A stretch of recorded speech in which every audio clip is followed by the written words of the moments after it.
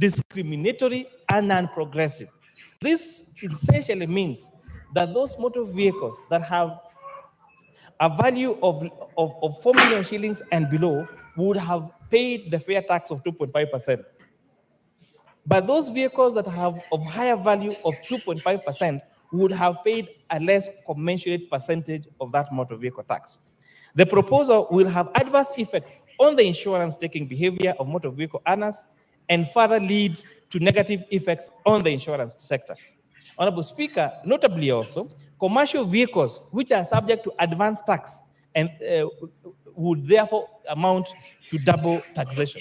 We noticed concerns from the members of the public, most especially commercial third-party insurance. Third-party insurance is a flat rate of 7,500 shillings. Of 7,500 shillings. Post 2.5% on a matatu that say is worth 4 million shillings. That means that the motor vehicle tax on that matatu would be 100,000 shillings. And considering that most of them struggle to even raise the 7,500 shillings comprehensive insurance, then that would be quite punitive and would actually even lead to them not taking the regular insurance. From the foregoing, the committee recommends therefore the deletion of the proposed motor vehicle tax.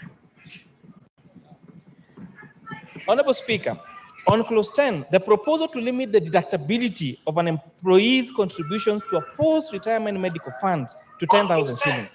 This committee recommends increasing actually the limit to 15,000 shillings. This is to encourage a saving culture for a post-retirement medical scheme. This is an improvement from our last year's amendment where we introduced the relief, and therefore we really urge this House to adopt this amendment. Honorable Speaker, you will note a concept called black tax, where the reason why majority of Kenyans, especially middle income earning Kenyans, are struggling, one of them is because they have to support their aging parents. Some of them really contributed their many years of public service to serving the people of this country.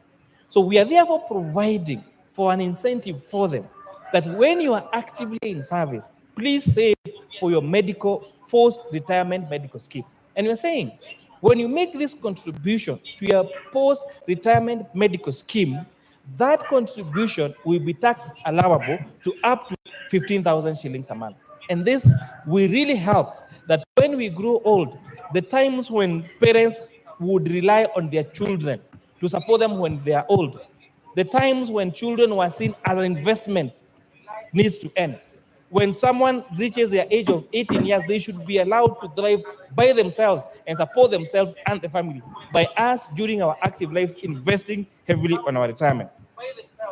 This is not to mean that we don't support our parents, but just saying that let us, all of us working now, work hard to make sure that we put measures such as this one, saving for our post-retirement medical scheme, so that we do not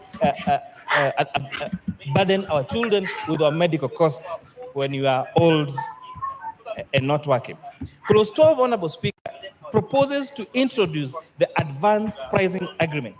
This committee supports a proposal for an advanced pricing agreement since it will enhance revenue determination in entities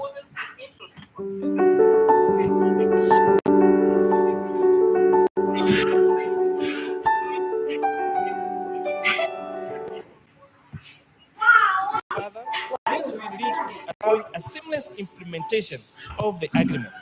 The committee recommends enactment of regulations. And I need to emphasize this. The committee recommends Kenya Revenue Authority to enact regulations to address circumstances where KRA cancels advance payment agreements to allow the taxpayer the right to appeal, among other concerns. This proposal is also to align, Honorable Speaker, with our tax laws on international best practice and prevent profits shifting and base erosion. Clause 21D1, Clause 21DJ, Honorable Speaker. The committee endorses the bill's proposal to introduce withholding tax on interest from bonds, notes, or securities with a maturity of less than 3 years. This measure, Honorable Speaker, aims to promote long-term investment and ensure that government revenue from such payments is consistent with other forms of income. Clause 23, Honorable Speaker, proposes subjecting amateur supporting associations to taxation. This committee acknowledges that while the proposal aims to tax these associations, it recommends deleting the proposal to foster investment in the sector to encourage the nurturing of sporting talent. This decision is intended to incentivize and support the management of youth talents through sporting activities. Honorable Speaker, we have seen, for example, the Talanta initiative. We've seen these athletic camps across the country. So this proposal to introduce on this Talanta, the Talanta Hera initiative, all the athletic camps in this country, we are therefore saying, please, let us allow these sectors to drive, let us support talent, let us support our young people to make their money through talent, through these amateur supporting associations. Clause 25B1, Honorable Speaker, the committee retains the 15% preferential tax rate for the construction of 100 units of affordable housing. This incentive aims to encourage and stimulate investment in the affordable housing sector across the country. Clause 34A1, AA, and AB, the committee proposes to delete the proposed VAT on aircraft spare parts. This decision was considering that many airlines operators in the country provide maintenance and repair services to both international and domestic airlines. Implementing a tax on aircraft spare parts would increase the operational cost for airlines in Kenya, potentially impact the country's competitiveness as a regional aviation hub. This amendment aims to support the growth in this emerging sector within our country. Clause 34, 35, Honorable Speaker. This is about the provisions under the proposed amendment on the VAT Act. The committee adhered to several guidelines, zero rating only the most essential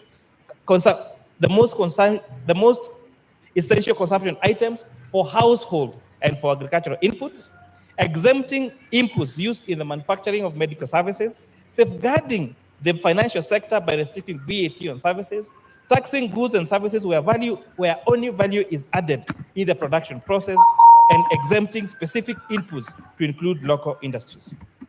Based on this principle, Honorable Speaker, the committee proposes to zero-rate items such as ordinary bread, unleavened bread, gluten-free bread, and inputs on raw materials for manufacturing agricultural and pest control products, agricultural pest control products themselves, and the transportation of sugarcane from farms to milling factories.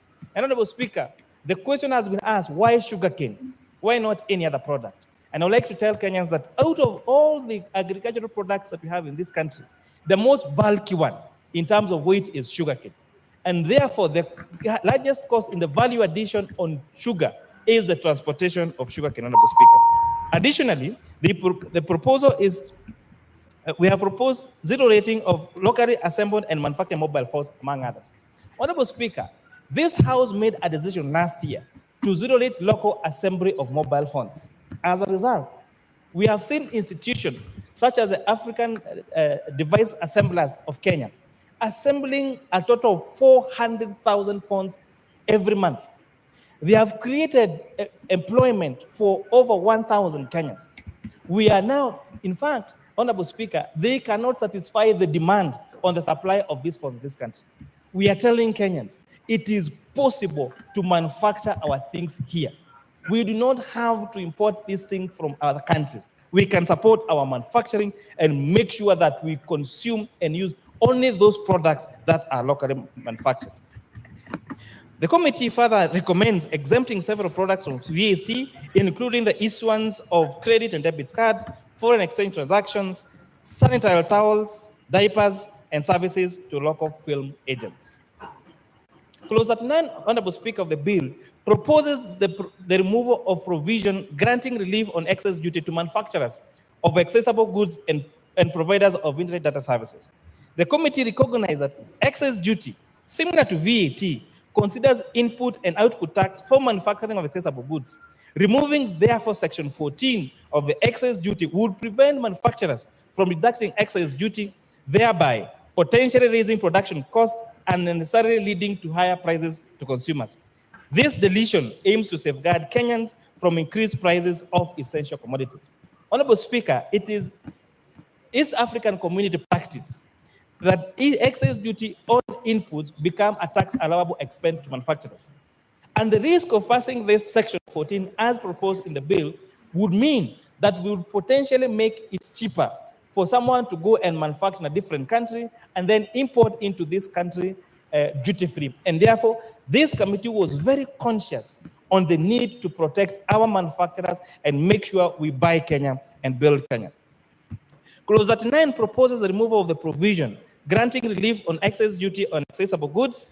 I have explained that. Clause 42, Mr. Speaker, addresses excess duty on goods where the committee is guided by the following principal criteria: exempting goods from locally manufactured goods, exempting products to prevent increases in consumer prices, improving the administration of excess duty for ease. Based on this principle, therefore, the committee recommends the following: exempting vegetable oils, fertilized eggs, and clinker from excess duty. Honorable Speaker, I would like to explain what the difference is between these eggs. We have what we call table eggs. Table eggs is ready-to-eat eggs that we eat here at our restaurant or our homes. We have incubated eggs of what we call fertilized eggs. These are eggs that are ready to hatch. These are the ones that give us, for example, the one-day-old chicks. Speaker, as a poultry farmer myself, I attempted, when I was buying my one-day-old chicks, I was told that I needed to wait for 4 months before I got the one-day-old chicks, Honorable Speaker. This means that there is a great, the supply of fertilized eggs in this country is much lower than that of table eggs. However, we need to protect our eggs from imported eggs from other markets. Therefore, a few years ago, if you remember, Kenyans were eating eggs from Uganda at the expense of eggs that are laid by our own chicken here. It is plausible. It defeats any reason why we should allow an egg laid in a different country to land into a country at a cheaper price than eggs that are being made by our farmers here. So we have therefore introduced, Honorable Speaker, imposition of excess duty on imported table eggs, on imported onions, and on imported potatoes, so that we protect our onion, our poultry, and our potato farmers, especially in Molo and Nyandarua. Based on this criteria, Honorable Speaker, the proposal to exempt them from excess duty, vegetable oils, and fertilized eggs from incubation, amongst other things, is what we use under this consideration, Honorable Speaker. Further in, keeping with the tax system's predictability, the committee proposes to maintain the current rates on excess duty on imported motorcycle, plastic, onions, potatoes, among others. And again, I want to explain here that excess duty has been proposed only on imported, completely assembled motorcycles. We have had local capacity of our manufacturers assembling our own motorcycles. Let us ride motorcycles that are assembled in Kenya. When we export these jobs to China, when we import these completely locally assembled goods from China, it means three things. One, we are exporting our jobs to another country. Two, we are eroding our foreign exchange, because once we do those importation of those goods, we have to use our dollars. And that is where it took us last year with the titulator of our Kenya shillings going to as low as 167 shillings, Honorable Speaker. Three, we are certain of the quality of that particular product, because you can go to that plant, you can go to that factory and ascertain the quality of those, Honorable Speaker. In addition, creating employment to our young men and women in this country. With this regards, Honorable Speaker, to excess duty in services, the committee was guided by the need to keep the consumer prices for certain services low and then to ensure stability in terms of the rate of excess duty. Based on these criteria, the committee proposes to maintain the prevailing rate on money transfer services by banks and financial institutions and money transfer services by several fund providers.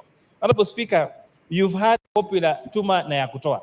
So we want to make sure that that Tuma na ya kutoa is not increased, so that we retain the current rates that is on our cellular mobile transfer services.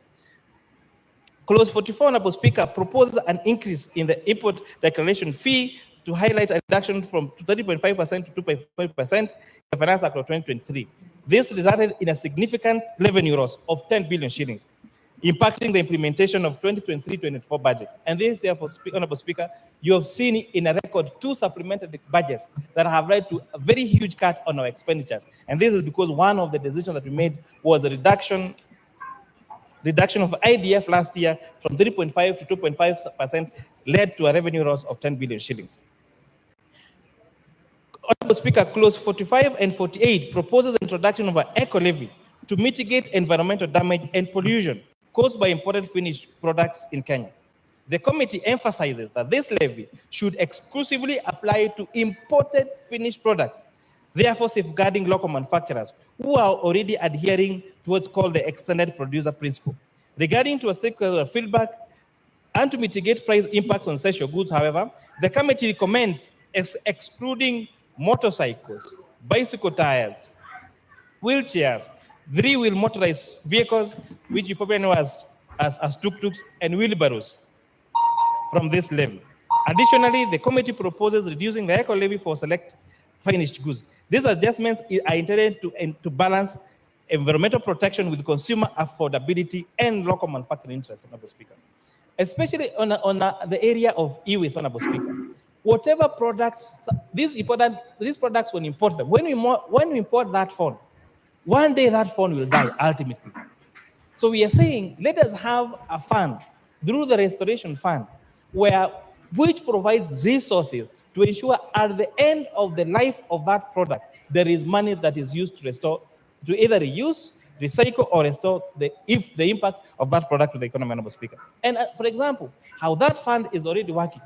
Now, if you are doing mineral exploration in this country, and you go and dig up when you're doing your quarry or your mineral exploration, you are required to pay a bond so that when now you finish your exploration, there is money to restore that land to its original state, either, for example, by converting it into a dam or filling it up. So this is similar to that. And you've seen this work in other countries, where when at the end of use of a phone or a computer, those phones are taken, those computers are taken, and they are either used or recycled, Honorable Speaker. And it's also important to mention that the responsibility of the payment of this eco levy is not on the consumer.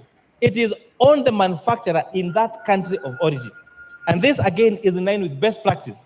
It has been introduced in Tanzania, it has been introduced in several countries, and most of these larger manufacturers are more than willing to pay this eco levy to make sure that the products that they produce at the end of the life of that product, they're able to be collected, to be reused or recycled to prevent the eroding of our environment, Honorable Speaker. Clause 47 introduces the Export and Investment Promotion Levy to address declining exports and increase imports, especially for local manufactured goods. The company's objective is to safeguard the local manufacturing sector against unfair trade practices, enhance its competitiveness, and foster a sustainable and inclusive export environment. The Export and Investment Promotion Levy is expected to have several impacts on the manufacturing sector. One, it will support local manufacturing, aiming to increase the sector's contribution to GDP from 7% to 20% by 2027, seeking to level the playing field for local manufacturers struggling against cheaper imports, reducing over-reliance on foreign goods and services. And this levy will generate revenue to facilitate the development of the manufacturing sector and incentivize investments by local, micro, small, and medium enterprises. Based on this course, Honorable Speaker, the committee proposes imposing the Export and Investment Promotion Levy on articles such as leather products and imported footwear, denatured ethyl alcohol, ceramic sinks, and wash basins, among others. Additionally, the committee supports stakeholders' proposal to exempt craft liner, uncoated craft paper, and ballast from the levy. Regarding the motorcycles, Honorable Speaker, the committee suggests implying the levy only, again, on fully built imported motorcycles. This measure aims to design a proper and promote local manufacturing, enhance competitiveness, and support sustainable economic growth in our great beloved country, Kenya. Clause 51 and Clause 57 proposes the integration of electronic tax system, ETIMS, with data management and reporting system. The committee acknowledges the implementation challenges on ETIMS, especially on our small-scale farmers or subsistence farmers and microfinances. Therefore, the report proposes our report proposes that we exempt those farmers and those small businesses with a turnover less than 1 million shillings from this registration, and impose that responsibility on the traders, so that they use what in tax terms they call reverse invoicing. To address this issue, Honorable Speaker, the committee is guided by the international jurisprudence process called de minimis non current lex. In terms of the law does not concern itself with trifles. The law does not should not concern itself with trivial matters that would hinder even administration. And this, Honorable Speaker, is why we are proposing exemption of subsistence farmers and micro enterprises with a gross turnover of below 1 million shillings from this requirement. This aims to facilitate their participation in the form of business transactions without the burden of electronic invoicing requirements. Furthermore, Honorable Speaker, the committee suggests to KRA to ensure guidelines on this operationalization is addressed effectively. These guidelines would provide clarity and ensure smooth implementation while supporting the integration of small-scale farmers and micro enterprises into the formal economy. Clause 56, Honorable Speaker, addresses the issue of agency notices. This is aimed to resolve ambiguities regarding their validity. The committee recognizes the necessity to provide a mechanism to lift agency notices in Kenya where taxes have been fully paid pursuant to a court order. This provision seeks to ensure clarity and fairness in tax enforcement practices, allowing the timely removal of agency notices once obligation has been met through a judicial process. By establishing clear guidelines, Honorable Speaker, for lifting agency notices under these circumstances, the proposal aims to uphold legal compliance while safeguarding Kenya's rights and maintaining the integrity of our tax administration. Clause 61 proposes the removal of restrictions that require owners of affordable housing units to obtain prior consent from the Affordable Housing Board before selling their units. The committee supports this amendment, citing the concerns from the public that this provision on the Affordable Housing Act infringes on the constitutional right to property. By advocating for the removal of this requirement, the committee seeks to uphold property rights and ensure that homeowners have the freedom to manage and dispose their affordable housing units without unnecessary bureaucratic handles. Clause 63 proposes granting KRA access to personal data. The committee has raised concerns that this proposal does not meet the constitutional threshold outlined in Articles 31C and D of the Constitution of Kenya. Additionally, the committee notes that Section 51 of the Data Protection Act specifies under which exemptions might be applicable. Moreover, Honorable Speaker, Section 60 of the Tax Procedures Act empowers the commissioner or authorized officers with a warrant to access any necessary data for administering tax laws. These considerations, therefore, shows the need for careful alignment with constitutional and legal provisions regarding privacy and data protection in implementing this proposal. The decline in levy collection, Speaker, continues to impact on highways, urban and rural roads. Recent heavy rains and flooding like El Nino have again further damaged our roads, and therefore they need to provide more resources, Honorable Speaker, through the appropriations to ensure that we have sufficient resources on the repair of our roads, and especially the low-volume seal roads.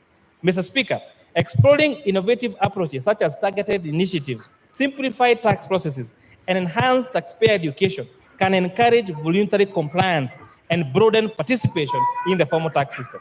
Bringing more Kenyans into the taxpayer fold, we align our tax revenue collection with economic expansion, enabling us to finance crucial investments in infrastructure, social programs, and sustainable development.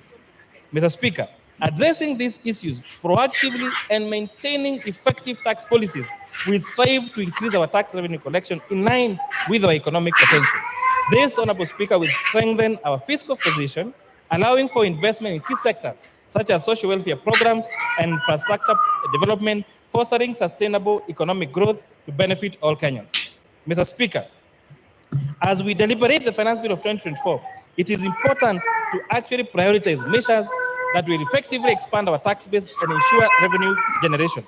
This may involve innovative tax policy approaches such as incentivizing compliance, simplifying tax procedures, and overcoming barriers that hinder our revenue growth. Honorable Speaker, there are other two proposals that are very critical in this economy.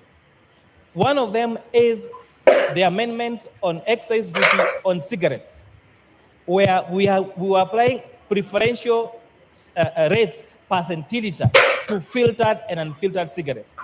Honorable Speaker, we witnessed heartbreaking confessions of victims of throat cancer after 25 years of smoking. And this is because we were saying they started with the unfiltered cigarettes, then went to the filtered cigarette and spoke for 25 years. And as a result, Honorable Speaker, there has been demonstration globally that there is a direct relationship between cigarette smoking and many forms of cancer, especially throat and lung cancer. It has been demonstrated globally that changing tax regime or changing taxation on cigarettes actually impact the consumption of those services and has a subsequent impact on reduction of cancer cases. Honorable Speaker, on alcoholic beverages, Honorable Speaker, the proposed amendment to shift from taxation by volume to taxation by alcohol content is also a great welcome a policy idea and aligns with best practice global, Honorable Speaker. This means that alcoholic drinks that have higher alcohol content will have a higher excise duty than those alcoholic drinks that have lower alcohol content. This, Honorable Speaker, will not just make higher content alcohol more expensive, but most importantly, in the fight against illicit booze, ensure there is safer alcohol available to those that want to take alcohol. Because, Honorable Speaker, we have accepted as a country there are those that want to take and there are those that don't want to take. So those that want to take need to be given access to safe and affordable and healthy, and make sure that those others that do illicit, Honorable Speaker, are discouraged. As we robustly, Honorable Speaker, engage on the convention about the finance bill and critique it, it must be realized that this bill aims to correct around 346 billion shillings only from a proposed 3.9 trillion shillings. We therefore request this House, our departmental committees and our oversight committees and Kenyans in the public to interrogate the expenditure side of this budget as they are interrogating the financing side. This, Honorable Speaker, will lead to a more robust budget-making process, reduce or prevent budgeted corruption, maintain fiscal discipline in the use of our resources by our executive, Honorable Speaker. Because one of the credit cases we face, Honorable Speaker, is the trust deficit on what this will be used. And this House, in our oversight roles, can do a great job in reducing that trust deficit, in ensuring that the taxes paid by hand-earned Kenyans are spent correctly for the success, for the prosperity of the great public of the Republic of Kenya. Without Honorable Speaker, I beg to support. You beg to move. With that, Honorable Speaker, I beg to move. And who is seconding you? Honorable Speaker, I request my very able Vice Chair, CPA Ambassador Benjamin Nangat, the MP for the great people of Ainamoi in Kericho County, to second. Benja. Mr. Speaker, I rise to second this finance bill of 2024. Mr. Speaker, I want to start by thanking your office, the office of the clerk, and the staff, our secretariat, Mr. Speaker, and our members for the good job and the good support that you accorded our committee. Mr. Speaker, this finance bill is one of the most canvassed finance bill, Mr. Speaker. Mr. Speaker, we did organize the public participation exercise, Mr. Speaker. which went all through for almost 10 days, Mr. Speaker. Mr. Speaker, during that exercise, we informed Kenyans that the finance bill of 2020, the public participation exercise, which we were doing, Mr. Speaker, was not a public relations exercise, Mr. Speaker.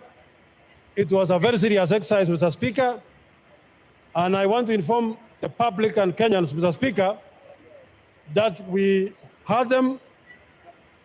We have included their views in our recommendation, Mr. Speaker, which was tabled yesterday by the chairman, Mr. Speaker. Mr. Speaker, I want to thank our members because Mr. Speaker, we sat sometimes late into the night, Mr. Speaker, and I can say, Mr. Speaker, Mr. Speaker, as a committee comprising both sides of the House, Mr. Speaker, we were 99.9 unanimous, Mr. Speaker, in our deliberations, Mr. Speaker. Mr. Speaker, this House, Mr. Speaker, I want to say this House has already passed the budget estimates of 24-25, Mr. Speaker. And Mr. Speaker, any member who voted for the budget estimate of 2024, because budget estimates are funded by the finance bill of 2024. So all of us, if we have supported the budget estimate of 2024, Mr. Speaker, we should rise to the occasion and support the finance bill of 2024. Mr. Speaker, when we went to the elections,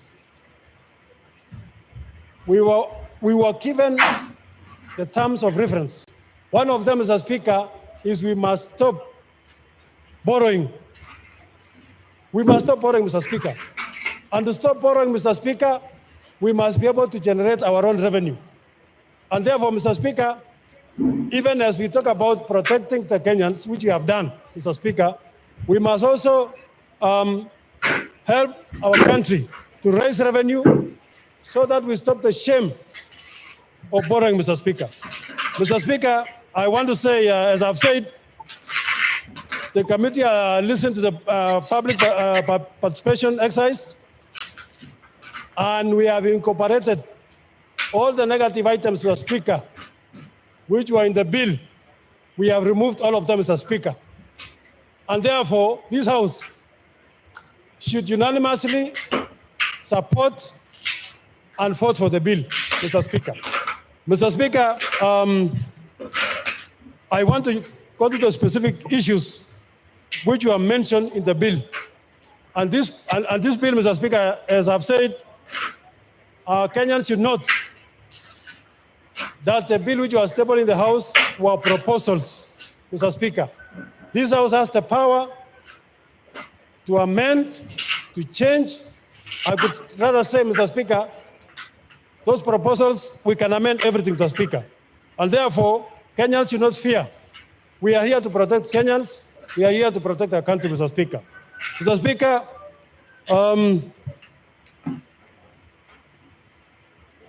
I want to talk about specific clauses. Mr. Speaker, this bill proposes to amend Income Tax Act, Mr. Speaker, the VAT Act, Mr. Speaker, the Excise Duty Act, Mr. Speaker, and also the Miscellaneous Fees and Levies Act, Mr. Speaker. On a more specific issues, Mr. Speaker, the bill proposes to introduce what we call the significant presence tax, Mr. Speaker, which actually targets all the international organizations that are doing business within our country, mainly on online systems, Mr. Speaker. They are making money, they are getting money to their country, but they are getting less, Mr. Speaker. Mr. Speaker, we must make sure that everyone who does business in the country contributes to our economy, contributes to our tax income, Mr. Speaker, and therefore the committee supports the introduction of what we call the significant tax presence system, Mr. Speaker, so that we make sure we tax everyone who's doing business in our country and contribute to our economy, Mr. Speaker. Mr. Speaker, Mr. Speaker, the law as established now gives our companies 5 years to recover their tax, what you call the tax, foreign exchange losses, Mr. Speaker. The bill proposes to reduce that, that provision from 5 years to 3 years, Mr. Speaker. When we consider the opinions of the public, Mr. Speaker, we did agree, and we will be moving the necessary amendments that, Mr. Speaker, we must maintain the status quo, meaning that we did not agree that we should reduce it. It is good for the public, for our companies, Mr. Speaker, to be given sufficient time to recover their losses, Mr. Speaker. So, Mr. Speaker, we shall be introducing recommendations to delete that section, Mr. Speaker, which was proposing to reduce recovery of foreign losses, exchange losses, from 5 years to 3 years. Mr. Speaker, the income tax, the bill proposes to introduce what we call motor vehicle tax, Mr. Speaker. And Mr. Speaker, I want to say this was the most contested section of the bill, Mr. Speaker. Mr. Speaker, every presenter who came to the committee, they were opposed. Mr. Speaker, when we read the Income Tax Act, I think clause 3, Mr. Speaker, says income tax will be charged on income of individuals and companies, Mr. Speaker. We tried to check whether this tax called motor vehicle tax, Mr. Speaker, fits into the income tax definition, Mr. Speaker. And Mr. Speaker, our honest opinion, Mr. Speaker, was that, one, it was misplaced, because a motor vehicle tax is like it's not even an income, it's like an asset tax, Mr. Speaker. So if we tax your asset today, your car, tomorrow we'll introduce what we call land tax. Tomorrow we'll introduce what we call house tax, Mr. Speaker. And Mr. Speaker, we should remain within the law. And therefore we conclude that these taxes are not fit into the definition of income, and therefore the committee was unanimous in recommending that we must remove this tax, Mr. Speaker. And it was going to make Kenyans suffer, Mr. Speaker. So therefore, the Kenyans who told us about the motor vehicle tax, I want to inform you that we listen to you, and we are going to remove it, Mr. Speaker, so that we reduce the cost of living in this country. So, Mr. Speaker, those people are relying on this section to make sure that, to talk about the finance bill in the pipeline, Mr. Speaker. We have recommended removal. So people must relax, Mr. Speaker. We are removing it. Kenyans should relax, Mr. Speaker. Mr. Speaker, the bill under Income Tax Act proposal also proposes to introduce what we call advance pricing agreement between the KRA and the multinational, Mr. Speaker. Mr. Speaker, multinationals operate a very complex financial system, Mr. Speaker. Sometimes they want to do what we call the tax planning, Mr. Speaker, so that as a country we lose finally. But, Mr. Speaker, we want to make sure that everyone contributes their fair share of tax. And therefore, we support what you call the advanced pricing agreement for enhancement of revenues for multinational entities, Mr. Speaker, so that they contribute their fair share of tax, Mr. Speaker. Mr. Speaker, this bill proposes to increase the non-taxable amount of pensions, Mr. Speaker, from 20,000 per month, Mr. Speaker, to 30,000 per month, Mr. Speaker. Mr. Speaker, all those of us, all the Kenyans who are retired, Mr. Speaker, they must be cushioned, Mr. Speaker. They have supported the country for well over 60 years, Mr. Speaker.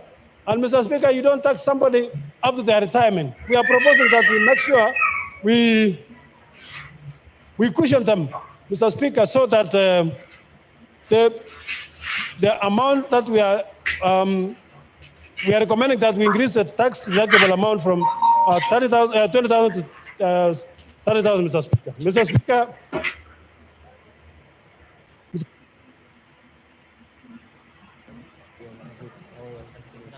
Your time is up, Benja. 1 minute to wind up. 1 minute, Mr. Speaker. Yes, I've given you 1 minute. Okay. Finish up. Mr. Speaker, on eco levy, Mr. Speaker, the committee was of the view that we must protect the local manufacturers, Mr. Speaker. Mr. Speaker, the bill proposes to have what you call eco levy to protect the environment from both local manufacturers and foreign and imported goods, Mr. Speaker. Mr. Speaker, we were unanimous in saying that we have to support our manufacturers. We only levy the eco levy on the finished manufactured goods, Mr. Speaker. Our local manufacturers, we have what we call the Mr. Speaker, our local manufacturers, Mr. Speaker, have arrangements to protect the environment which have been agreed with NEMA, Mr. Speaker. So the levy will only be on foreign finished products, and Mr. Speaker, those goods which we cannot manufacture in Kenya. Mr. Speaker, I second and I support. I ask. Order, honorable members, take your seats. Order, take your seats. Honorable Cheng. Honorable members, I now propose the question, which is that the Finance Bill, National Assembly Bill number 30 of 2024, be now read a second time. Opio and I. Yes. Okay.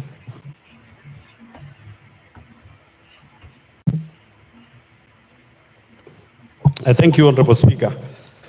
Mr. Speaker, given the importance of this finance bill, and you know, many Kenyans are following us, Mr. Speaker, and Mr. Speaker, to distinguish between the facts and the fictions which are being given out there by this honorable House. Mr. Speaker, I want to seek your indulgence that we have every member speak for 5 minutes instead of 10 minutes, Honorable Speaker, so that we can have all of us contribute.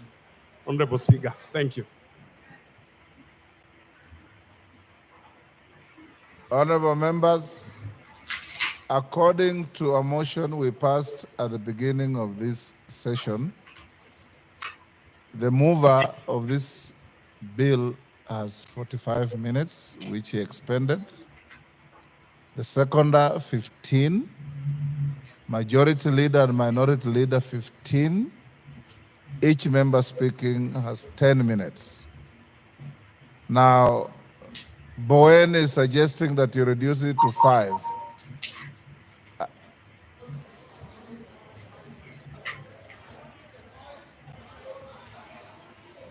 Order. Is Bowen's proposal supported? Let's start with 10. Let's start with what you passed. As usual, my screen is full. Order.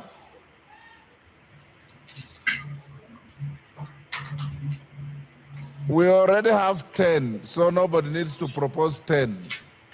5 is what is proposing. Do we go with 5 or 10?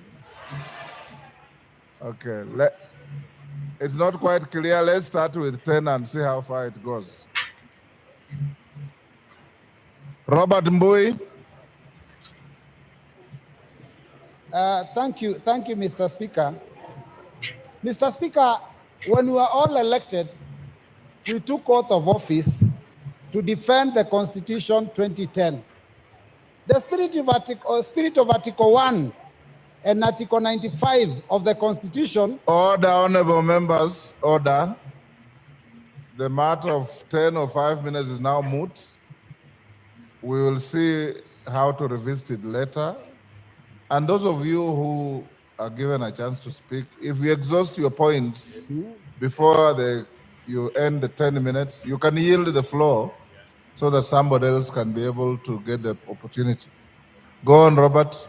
Yeah, thank you, Mr. Speaker. So in the spirit of Article 95 and Article 1, I stand to represent the more than 50 million Kenyans who have asked this House to reject this insensitive, punitive, ill-advised piece of legislative mistake. Mr. Speaker, I say this because in the 10 years that the former President Uhuru was president of this country, we had finance bills every year. But it's only one that had very serious contention, and the only contention that was there was the increase of VAT, in fact, the introduction of VAT on fuel of 8%. Mr. Speaker, the Kenya Kwanza regime has been in office. This is less than 2 years. And the second finance bill they have brought to this house and the first one have elicited so much contention from Kenyans that I think there's something seriously wrong. Mr. Speaker, in fact, let me say this, that the controversies of the 2023 finance bill, before we even get to this one, even, in fact, got a nickname for our head of state, because Kenyans out there are calling him Zakayo, the tax collector. Mr. Speaker, we must move from that concept of ensuring that every year we impose punitive taxes on Kenyans. Mr. Speaker, Kenyans have not even recovered from the negative effects of the 2023 finance bill. Because, Mr. Speaker, the 2023 finance bill already drastically reduced the disposable income of Kenyans.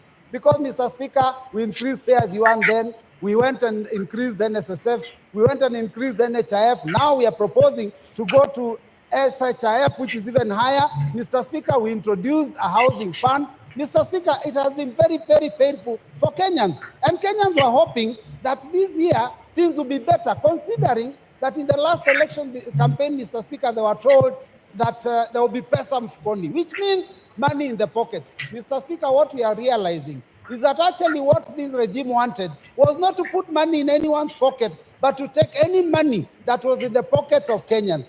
Mr. Speaker, the cost of government services have gone so high that we can't even afford our children to have ID cards.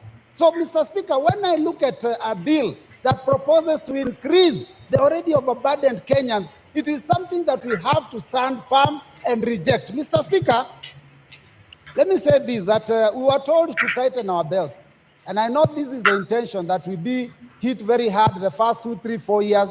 But, Mr. Speaker, you know, some people will lose their lives because of the hunger now and because of the stress now. What do you do with them when they are 6 feet under in 2026, 2027? We are told to tighten our belts. And as we tighten our belts, Mr. Speaker, it is shocking to see the excesses that this government is going through. We are taxing Kenyans to raise money to run the government, and yet we have excesses. We are putting in money to build houses, to repair, to paint houses that were built with 400 million, and we are spending 600 million to renovate and paint. Mr. Speaker, it is very, very painful. And then we are told, tighten your belts as Kenyans. And 200 million Kenyan shillings is used on a return trip on a chartered plane to the US. Mr. Speaker, this is not acceptable. And all those missions are begging missions. When what we are doing here is we are living beyond our means. Mr. Speaker, I seek the attention of all those members that passed the 2023 finance bill and later on went and told Kenyans they didn't have time to read it. Now listen keenly. If you didn't read that one, you listen to us. Mr. Speaker, oppressive tax policies do not make good economic sense. And Mr. Speaker, let me just put it this way, that the last year's proposal was intending to raise 214 billion. But because it was oppressive, Kenyans did not pay as expected. And in fact, what we collected was only 131 billion out of that finance bill, which was only 53% of the target. Mr. Speaker, the more you put, the more burden you put on people, the more likely that they are going to look for ways to avoid that tax. So, Mr. Speaker, we have to be careful. We warned that would happen, that people would evade. You didn't listen. We warned that it would lead to job losses. Many companies left this country and are now producing elsewhere, and unemployment has gone up. We warned that the tax increase is always passed to the common man. Mr. Speaker, the hustler of this country, the mamamboga, the boda, is the one that will carry the burden. Any taxes go up, it is not the big fish that actually pay these taxes. Because all they do, when you increase cost of fuel, all they do is pass it on to the consumer. And the consumer is mamamboga. The consumer is the last man in the chain. So, Mr. Speaker, we have to be very careful. Now, the 2024 tax proposals are as oppressive as 2023. We have not even fully implemented the 2023 ones. The E-teams, now we are discussing how we are going to remove it.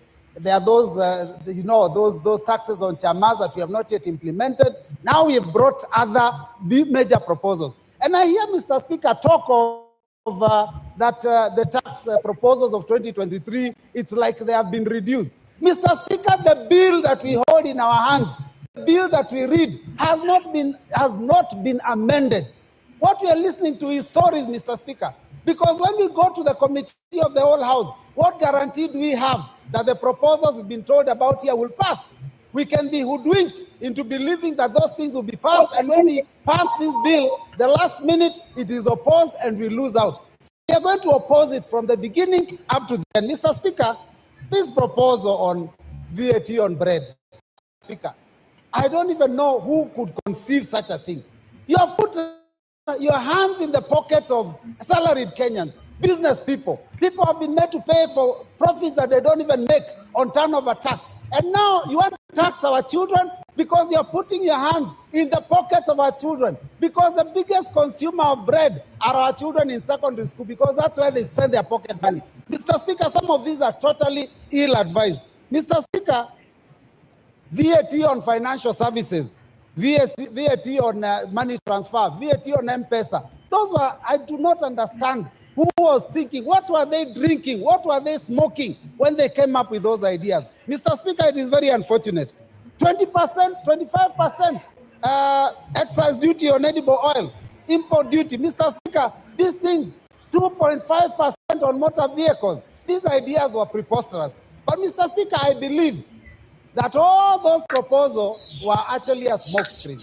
If you read the 48 laws of power, you know, smokescreen. You lead them down the wrong direction until they lose focus. What has happened is that we have concentrated on those ones that were very clear, but the real intention was to do what this committee has proposed. That suddenly, after we think that things are okay, they increase road maintenance levy, road development levy, and the import duty. That is what the intention was. In fact, the net effect is likely to be that this finance bill may be collecting almost as much, if not more, than the previous proposal. So, Mr. Speaker, I stand in solidarity with those Kenyans that said that this must be rejected in totality. Mr. Speaker, I want to ask the Inspector General to stop interfering with Kenyans when they are exercising their democratic right of picketing, because Kenyans have a right to defend themselves. When they see the Constitution being mutilated, when they see their pockets being ravaged, when they see their children being unable to go to school, to put food on the table, they have every right to defend themselves. Inspector General, can you concentrate on defending the country and stop interfering with Kenyans? And this revolution, which is unfortunately a kindly revolution, Mr. Speaker, it is unstoppable, because when we were in the streets, you could call Raila Amolo Odinga, you could call Stephen Kalonzo Musyoka and ask them to tell the troops to go back. Who do you call when you pass this bill? So I reject and I vote, I reject. Thank you, Mr. Speaker. Thank you. Thank you. That order, Owen Bayer.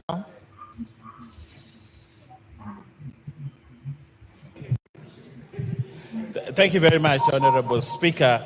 Honorable Speaker, coming to speak on the finance bill on the heels of my counterpart from the minority is interesting, because I tried to get at least something from Honorable Mbui that he was saying that was useful and a contribution to the finance bill, but I couldn't get any. I just heard him shout about Maandamano and all that, but we forgive him. We forgive him. Forgive him. I want to start by saying this, Honorable Speaker.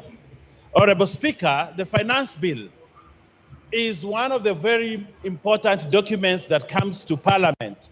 It is part of the budget cycle, that somehow as we go through the budget cycle, our finance bill will come to the House, Honorable Speaker.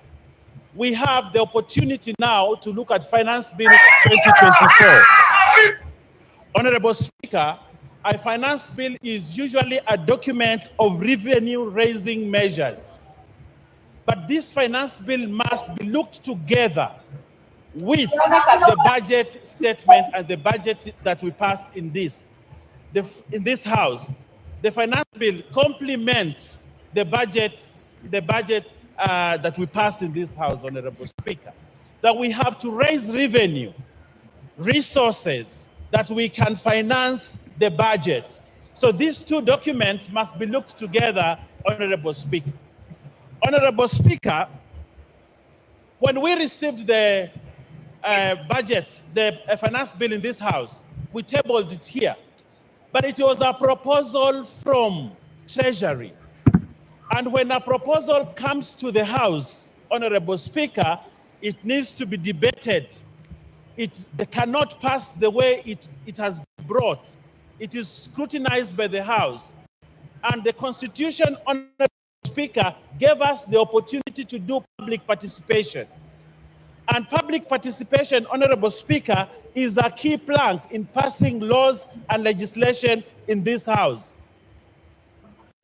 Treasury makes wild proposals that comes to the House. But it is up to this House to sit down, debate those proposals, look at them, and see whether they are fair revenue-raising measures for the country.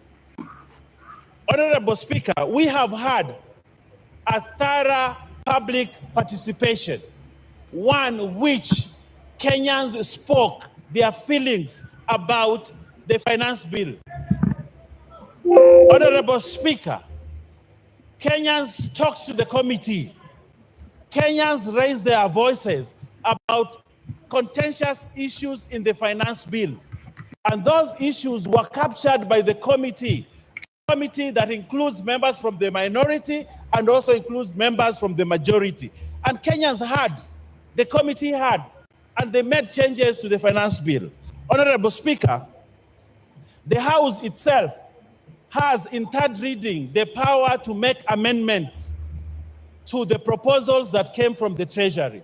So therefore, Honorable Speaker, at this time to say that we reject the finance bill in total is to reject the mandate that you are given by the people. The people gave you mandate to debate, hear, approve or not approve, and that is the process that we are undertaking, Honorable Speaker. Honorable Speaker, the budget created a deficit, and in dealing with a deficit for a budget, there are three ways you can look at: reduce the budget, borrow, or tax. Those are the three things that you need to do when you're dealing with a budget. For you to finance a budget, you either borrow, you either reduce the budget, or you tax to be able to finance a budget. All these measures are available to this House, Honorable Speaker, to make a decision on how we go forward. But Honorable Speaker, allow me also to say, did the committee listen? Yes, the committee listened on the proposals that were brought from Treasury. And Honorable Speaker, it is important to note that the proposals that were made, the proposals that we had from the Treasury did not go unchanged by the committee, Honorable Speaker. And I would like, Honorable Speaker, to just note a few things. The proposal on 16% VAT on bread was dropped. And there's a proposal in the report that be dropped.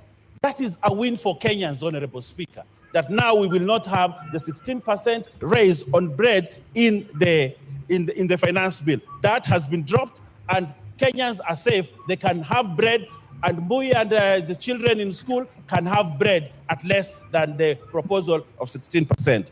Honorable Speaker, we had noise about the motor tax, 2.5. Honorable Speaker, it is important to note that the committee listened.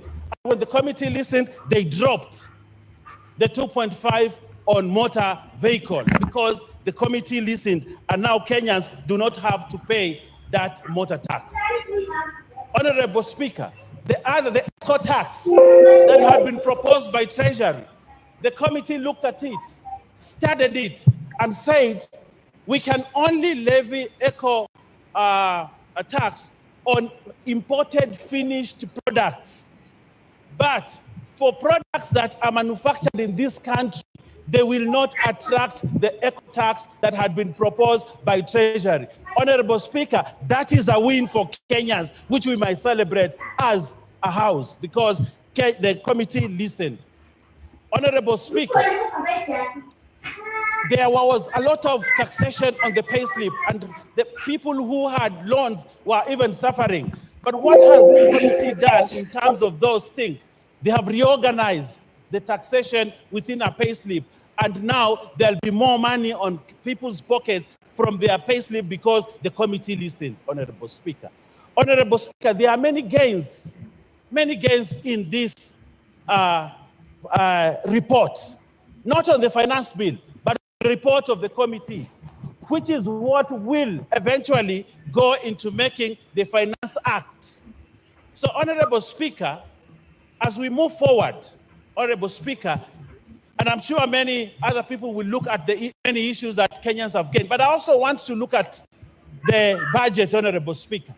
Today, members of this House, CDF, will have more money than before because it was proposed in the budget and it is going to be financed in this finance bill. Honorable Speaker, Honorable Opio and I here celebrated the other day that political parties' money has actually been returned into the budget. And he was very ecstatic that there is money for political parties. But I asked him that question, but that money must come from somewhere. That money has to come from the finance bill, which will finance the money in the political parties. Honorable Speaker, the women. What's the point of order, Minority Leader? You know, Honorable Owen Baya was doing fairly well until he mentioned my name in respect of political parties fund. Honorable Speaker, you know, political parties fund is not a favor to anybody or to any political party. And as a matter of fact, the threshold set out in the law has not been met in this regime. And therefore, I want to ask Honorable Speaker to compel Honorable Baya to withdraw those very unfortunate remarks and apologize profusely, not only to me, but to the House and Kenyans in general. Thank you. Owen. Thank you very much. It is very true that the budget has money for political parties. And that money will come from a source. And that source is the finance bill. So, Honorable Speaker, I am still within my limits of speech. Honorable Speaker, I also want to say this. We have a budget that we must finance.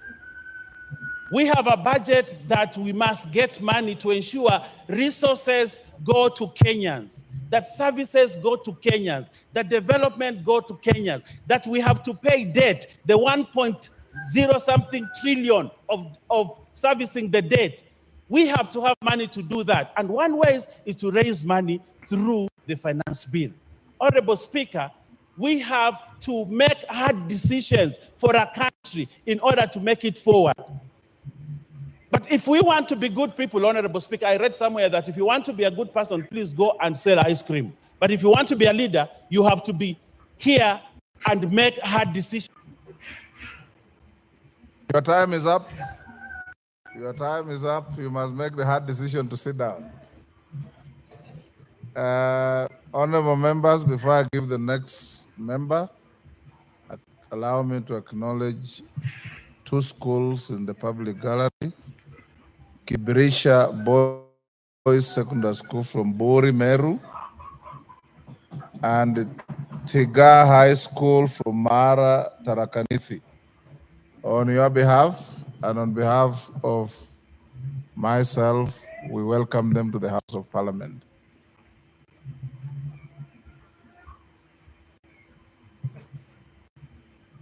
Mama Zamzam. Asante sana Mheshimiwa Spika, na mimi niweze kuchangia mswada huu wa Finance Bill 2024. Mheshimiwa Spika, Mheshimiwa Spika, Wakenya wameamka, na mimi nataka niwaambie wenzangu ambao wako kwenye serikali. And honorable members, as Zamzam speaks, seeing the screen, I may be persuaded to go to 5 minutes, but let's see how we go. Asante sana Mheshimiwa Spika. Yes. Mimi nataka niwaambie wenzangu kuwa Wakenya wameamka. Mheshimiwa Spika, ile budget ama hii finance bill ilivyowekwa, Mheshimiwa Spika, kuja kuweka mkate, edible oils na vitu ambavyo vinamgusa kama vile magari, Mheshimiwa Spika, ile ilikuwa ni strategy ya kuweza kuwaondoa Wakenya katika ile shetani kubwa ambayo imebaki ndani ya hii bill, Mheshimiwa Spika. Mheshimiwa Spika, Wakenya wamemakinika, ukiwaona wanaingia barabarani wenyewe bila baba, jua kuna shida. Na Mheshimiwa Spika, mimi nataka niseme hivi. 2023 finance bill.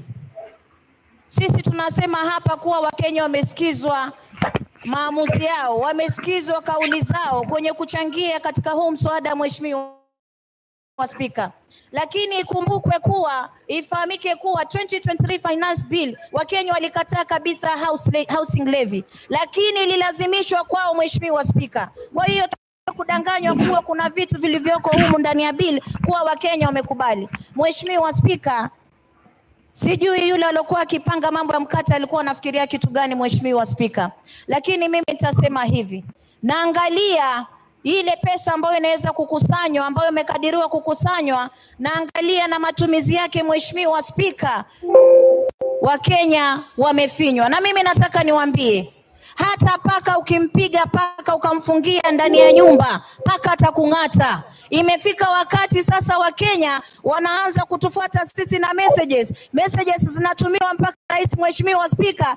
Hii Kenya watu wameamka, Mheshimiwa Spika. Na mimi nataka niwaambieni, tutacheka leo, wengine wanasikia raha, wengine mmetumwa mpige yes, lakini kumbukeni hii bill ambayo fanya saizi si yenu tu, itashika vizazi vijazo. Itafika wakati wewe hauko bungeni, itafika wakati wewe mtoto wako, mama yako, ndugu yako hana njia, hana uwezo, itamfinya. Kwa hiyo tukitunga sheria sisi tunaangalia sheria, tunatunga sheria ya kuweza kusaidia ama ni sheria ya kuweza kumvunja Mkenya. Mheshimiwa Spika, naangalia bajeti ambayo imewekwa katika ofisi ya rais, Mheshimiwa Spika.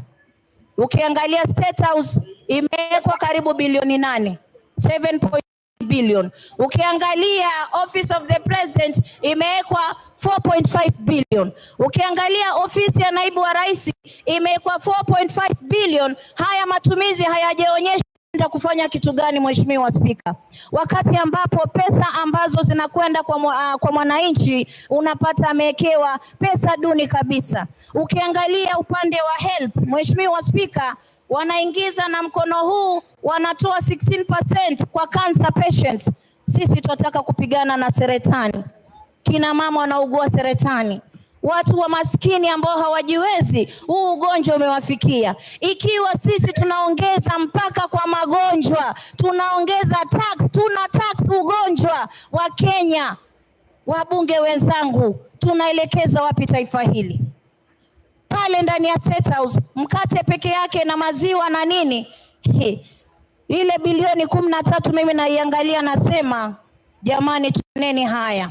Mgala muweni, haki yake mpeni. Huyu ambaye tunamnyang'anya hizi pesa kwenda kufund vitu vya starehe ni mtu ambaye analia kwa Mungu kila siku asubuhi akiamka, Mwenyezi Mungu, natoka ndani ya nyumba yangu, nishukishie riziki kwa mikono yangu niweze kulea watoto wangu. Lakini sisi katika ile ruzuku yake tunaenda kukata. Kwa mfano, Mkenya anatoka nyumbani, mshahara wake ni 50,000, Mheshimiwa Spika. Katika 50,000, Mheshimiwa Spika, 24,000 yote inakatwa na serikali, Mheshimiwa Spika. Hapo hiyo ni katika tax peke yake. Mara hii pay as you earn, sijui nini, kisha nabaki na 29,000. 29,000 kiangalia, Mheshimiwa Spika, ana stima ataka kulipa, ana maji ataka kulipa, ataka kununua unga, ataka kupeleka mtoto shule. Mheshimiwa Spika, Wakenya wamechoka. Wakenya wamechoka. There's a point of order from the committee chairman. Asante sana Mheshimiwa Spika. Nimesikia rafiki yangu Mheshimiwa mbunge wa Mombasa akisema kwamba kuna kodi ambayo imewekwa kwa wagonjwa wa saratani. Na ningetaka kwamba anieleze ni kipengele kipi katika huu mswada ambao unaongea kuhusu hiyo, kwa sababu Mheshimiwa Spika, haya mambo ya kumisinform ama kuwadanganya Wakenya kwa mambo kama hayo kwa sababu ya siasa kabisa ni makosa, haifai kufanyika. Mama Zamzam, that is a fair challenge.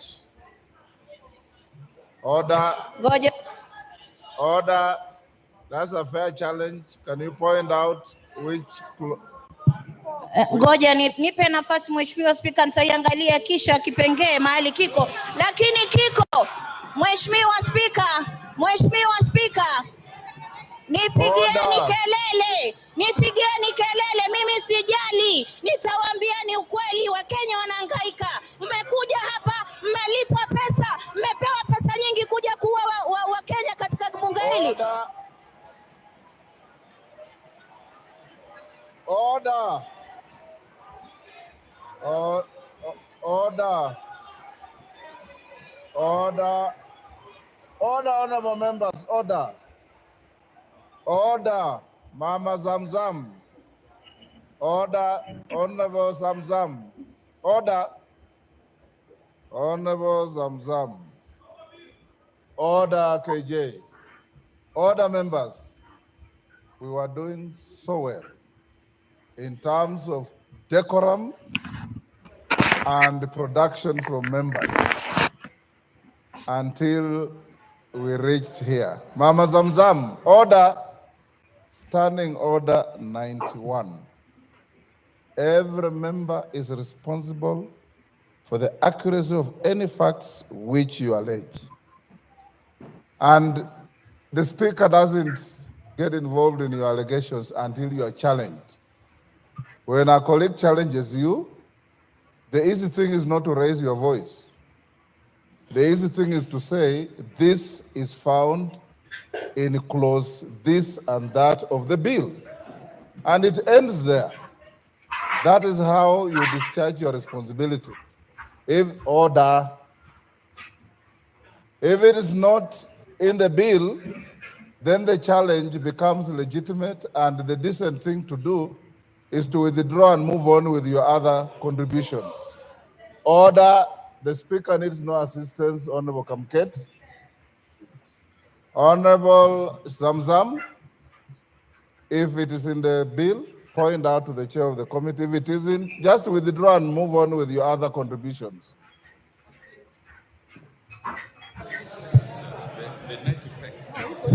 Order. We are going to have orderly debate.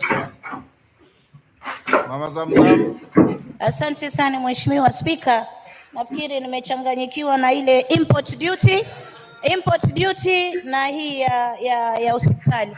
Mimi nataka niwaambie kitu moja.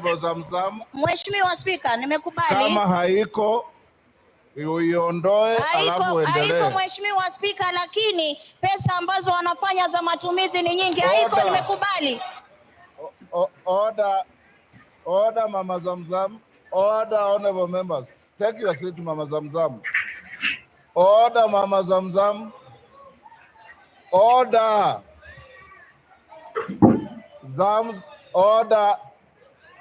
Order.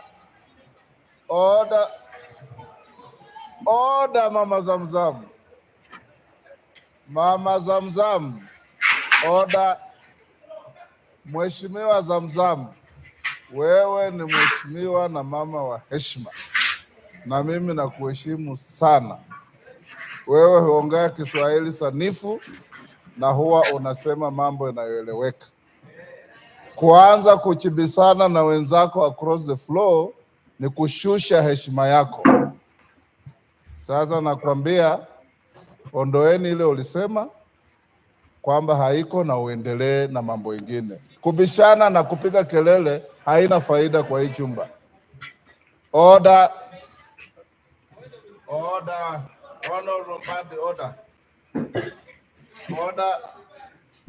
Honorable Mama Zamzam, withdraw and proceed. Honorable Mbande wants to mislead you. Just withdraw and proceed. Order, Honorable Mbande. Give Mama Zamzam the mic. Huh? I withdraw, Mheshimiwa Speaker. Well done. Now proceed. Sasa na proceed, lakini Mheshimiwa Spika, watu wakija hii bunge kila mtu ametoka kwao amepigiwa kura zake. Mheshimiwa Just Spika, proceed without complaint. mimi hata nitalalamika kwa sababu amenitukana ule mzee na nywele nyeupe. Mheshimiwa Spika, mimi naangalia katika hata cooking stove ya kupikia wameongeza 3%.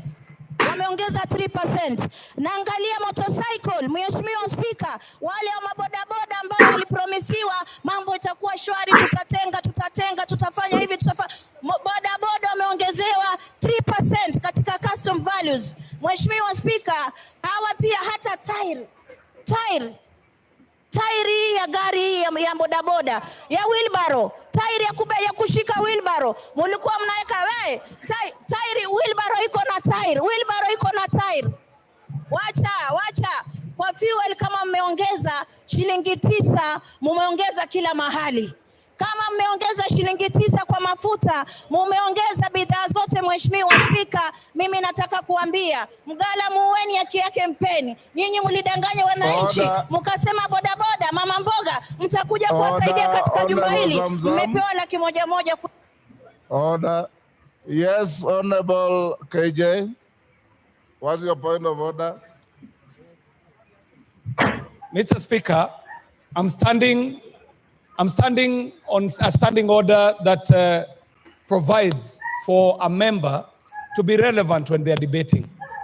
Mr. Speaker, the honorable member has been on a tirade, misinforming this House and by extension misinforming the nation on gossip that has been peddled on social media and headlines. This gossip is what she has crept into the House, Mr. Speaker. And Mr. Speaker, the point... Take your seat. Honorable members, order. Order, honorable members. I want us to have decorum in the House. And from now going forward, when you stand on a point of order, tell me which standing order you're standing on. And Honorable Zamzam, the etiquette of debate is such that when a colleague says point of order, you immediately resume your seat. You don't lose your time. You resume your seat, you hear the point of order, and then you proceed. What you are doing is wrong because the moment you hear point of order, you are raising your voice and menacing your colleagues with fingers and so on. It is not good. Finish up your contribution. Your time is almost up. Asante sana Mheshimiwa Spika. Mimi nimalizie nikisema, pengine nikiongea na sauti hii ndio Wakenya watanielewa. Mimi nataka niwaambie Wakenya, mumeuzwa na serikali mliochagua. Mkate, edible oil na gari ilikuwa ni mchezo wa drama. Sasa shetani yuko ndani ya bill, pesa wamejilimbikizia ya starehe, ya kufanya mastarehe zao. Wakenya wamesaulika. Sisi upande wetu tunasema mtusaidie kujisaidia. Asante sana Mheshimiwa Spika. Mr. Speaker, I stood up on a point of order that I was wanting for you to superintend over, standing order number 91, that a member should be responsible for the statements they make on the floor. Mr. Speaker, all the matters that she has prosecuted do not exist in the finance bill that we are debating. She's talking about tires. She's talking about wheelbarrows. She's talking about issues that have been canvassed here by the finance chair, where he explained very well that if a motorcycle is to be assembled in Kenya, it is not subject to some of these taxes. Order. But she is misleading the nation by making it look like this exists in the finance bill, Mr. Speaker. Mr. Speaker, kindly find her out of order according to the provisions of our standing. Order. Thank you. Unfortunately, KJ, she has already left the floor, so I cannot make a ruling against her. Secondly, honorable members, you have a bill before you. You also have a report Order, members on their feet, take your seats.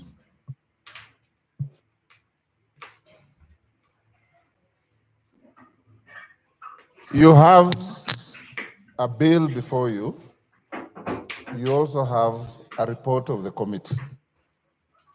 The mover of the bill extensively made reference to the report, said this has been dropped, this has been dropped, this has been dropped. You may be convinced, you may not be convinced. When you are debating, make your reference to the bill. You also at liberty to make reference to the report. Nobody will be tailored to have one track. Make your reference to the bill, make your reference to the report. What I will not allow you to do is to say things that are neither in the bill nor in the report, the way Mama Zamzam was trying to do. Wachira Karani. Thank you. Yes, Honorable Millie Odhiambo, what's your point of order? Thank you for your guidance, Mr. Speaker. Mr. Speaker, I'm just standing with a lot of due respect and concern over what you have just said. Mr. Speaker, first I want to thank you for giving us guidance and direction that we can make reference to the bill and to the report. Mr. Speaker, one of the rules of debating in this House is you can go outside those two so long as you make a link with what is in the report and what is in the bill.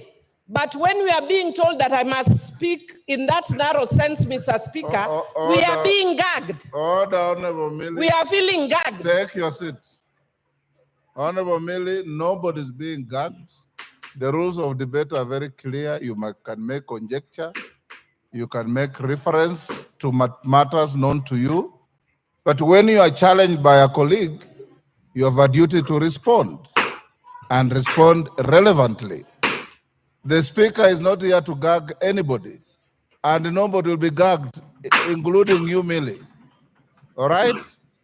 Wachira Karani. Yes, Junet Mohammed. Mr. Speaker, you have guided very well, Mr. Speaker, and I want to thank you. But Mr. Speaker, having said that, can we have... Order, Ruth Odinga. It is out of order to stand between a member on his feet and the chair. Yeah, Mr. Speaker, you have guided us very well. But Mr. Speaker, members must know that we are debating a bill as it is. The report is giving us proposals on what the committee thinks we need to do. But the bill as it is now is not amended. So when somebody talks about 3% on wheelbarrow, 3% on mokokoteni, he is debating in accordance with the way the bill is as this morning. And the bill can only be amended here. The proposals that you did yesterday at the State House can only happen here on this floor. Those were just a press conference. So refer to the bill as it is and refer to the report. So when it is amended in the House is when those things will take effect. Thank you very much. Order. Otienda Molo. Thank you, Mr. Speaker. Mr. Speaker, understanding Order 83, my first point I think has just been made by the Honorable Junet. It is important, Mr. Speaker, that the majority does not diminish debate on technicalities. Everything that the chairman said in terms of what will be amended is yet to be moved. So we are at liberty to discuss everything on the bill as it is.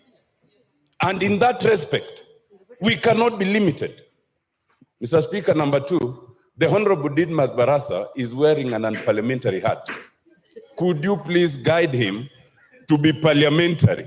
I'll be coming back, Mr. Speaker, on your earlier ruling on these matters, but that will be later. But could the Honorable Didmas Barasa stop wearing that village hat that he's wearing here? Thank you. Honorable members, the issue of the bill before the House, and I'm sitting here listening to all of you. I listened to the move of the bill, and he said, this bill contains this, but at committee stage, I'll drop it. That becomes part of your answer. So when you attack the bill, which you have the right to do, it is only fair also to make reference to what your colleague said. You can still say, Order Wanjala, I am not giving you any CAG rules. I'm simply saying the Hansard is there to bail out people. So when your colleague stands up after you have attacked something and says, when I presented the bill, I already said this, it's legitimate. But everybody debate the bill as is before the House. That is the bill that we are debating. But don't lose sight of the report which you already have, which I encourage you to read. Washira Karani.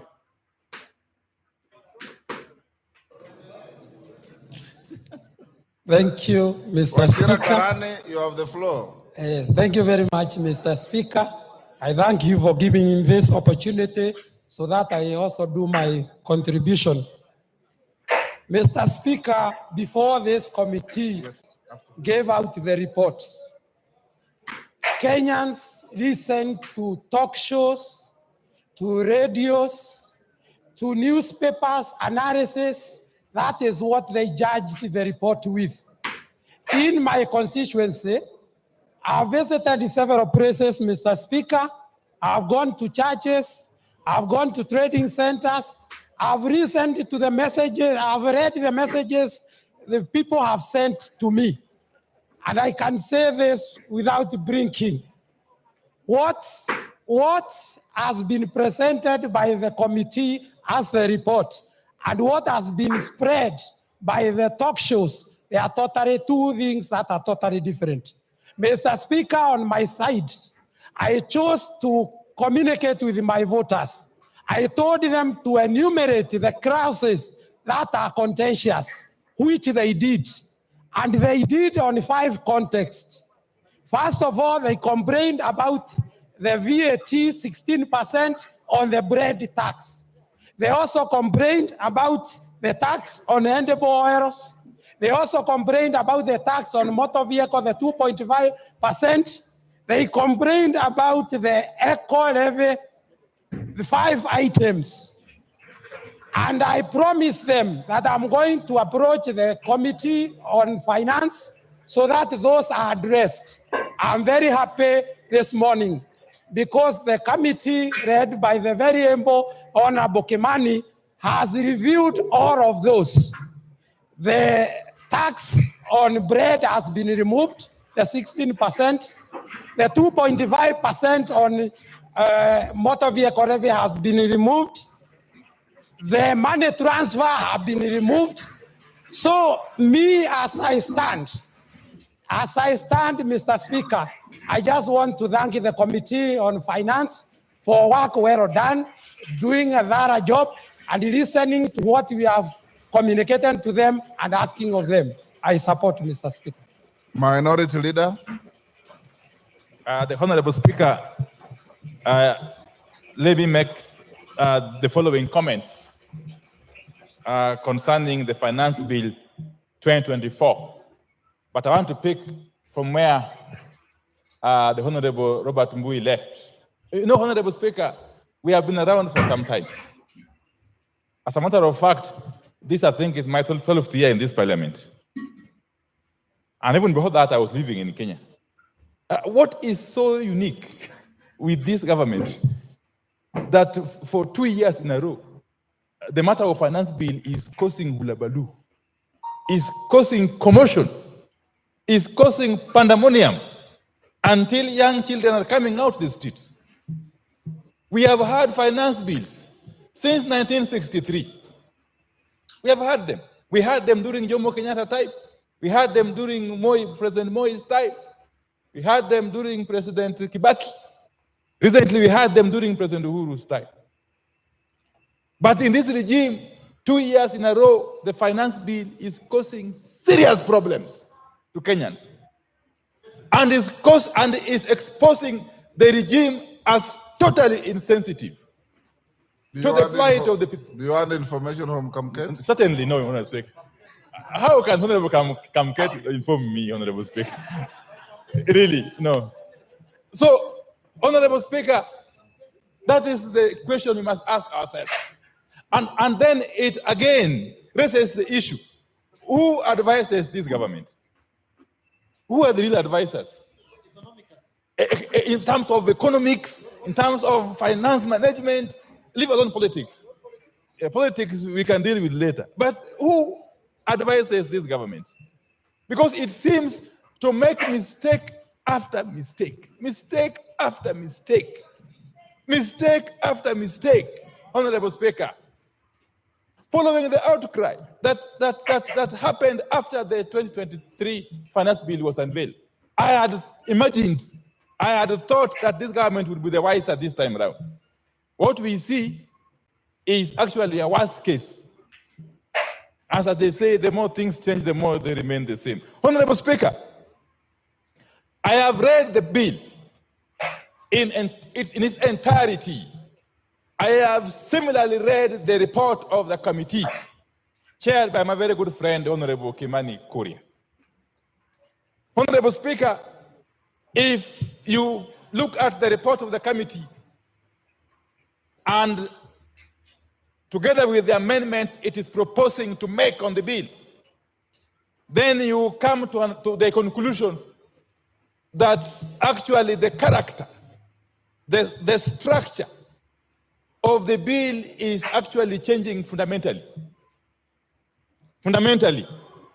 And this flies on the face of the provisions of Standing Order 48. Honorable Speaker, at some point perhaps I would be calling upon you to consider asking the chair to withdraw the bill and introduce a new one. Because the character is changing. And why is the character changing, Honorable Speaker? Honorable Speaker, under Article 201 of the Constitution, specifically 201 sub-article A, on the matter of principles that govern or guide public finance management. Public finance management. I don't know what is itching, Honorable Soro.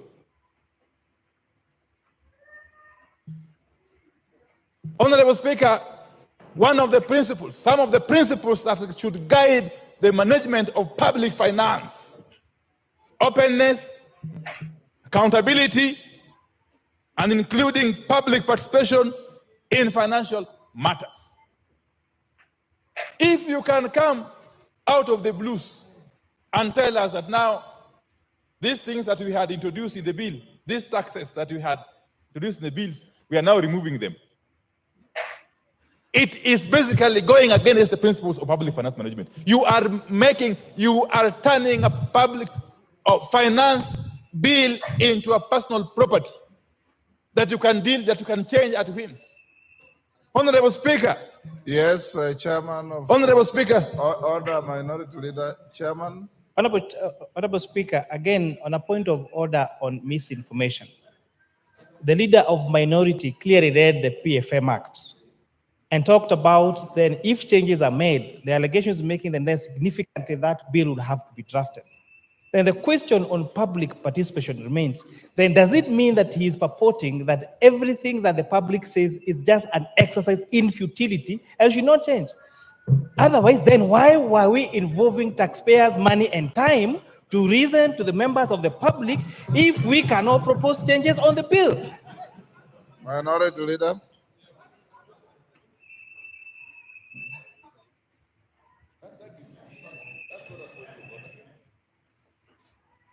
Proceed. Give him the mic. You are giving the next. Give him his mic. Anyway, just come.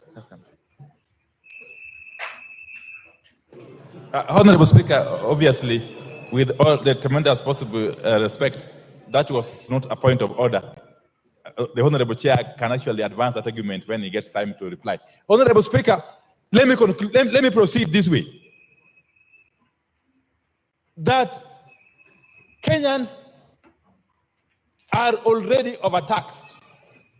In fact, if you look at Kenya vis-a-vis the rest of the world, you would be forgiven to conclude that Kenyans are some of the most taxed human beings on earth. And therefore, any responsible government would be looking at ways to lessen the tax burden on Kenyans, not to increase it, Honorable Speaker, as this bill is attempting to do. Honorable Speaker, in spite of the recommendations in the report, which look very flowery, Honorable Speaker, we have always been reminded that the devil is in the details. I am aware, even though this is not part of the finance bill, that there are plans to increase the levy on roads maintenance. I know, of course, the amendment will come separately. Yes. The moment you increase the road maintenance levy by even a shilling, leave alone the 9 shillings being proposed, the ripple effect is enormous in all sectors of the economy. And the loser is the common Kenyan taxpayer. Honorable Speaker. And therefore, this is a case of taking with one hand, giving with one hand, and taking back with another hand. It's not helping the situation, Honorable Speaker. Honorable Speaker, this economy has become too hostile for foreign investors. Indeed, even for local investors.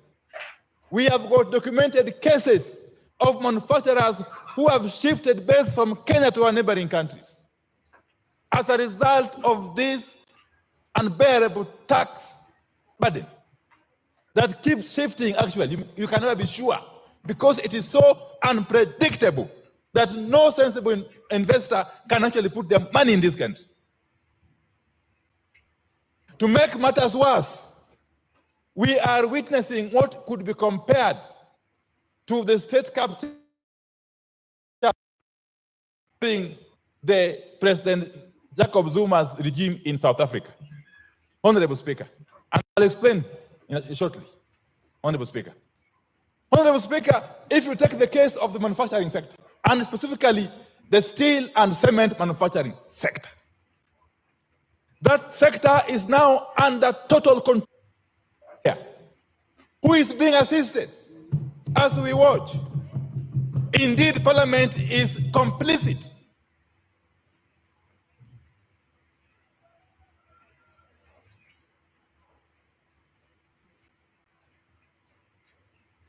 We have a case where this one particular manufacturer is the only person who has the capacity to manufacture billets, which are used in the steel manufacture. And actually, clinker, which is also used in the manufacture of cement. To make it worse, this same manufacturer, who has got the support of these people, Honorable Speaker, he is compelling his competitors to buy from him raw materials. To make it worse, he is compelling them to buy at a minimum. That for you to buy from me billet or clinker, you must buy quantities worth minimum of 100,000 US dollars. And you must pay me in US dollars. And he delivers when he wants. Do you expect him to compete favorably with the rest? I will name him. It is the owner of Devki Steel Company and the owner of Simba Cement. I think his name is Guru. That one. We must shame these people. We must name and shame these people. If you are to rescue our country from the clutches of state capture, Honorable Speaker, we must do so. We must do so. I am happy. I am happy at the debate and the information that is coming out from my point of order is 91. 91. That my friend, the leader, I would like him to substantiate and give us, he said he must buy from me, he must do this and this. Where did he say? Where is that factual information? You can do better by giving us, a record of what he said. other than hearsay, Honorable Speaker. You can do better than just say things. Order, Honorable, both of you are veering off the track. Let's avoid the temptation to besmirch people who cannot defend themselves on the floor. Go on, Minority Leader. Yes, please. Sorry. So I will leave that at that. But Honorable Baya, stop holding brief for these characters. You know, it doesn't help.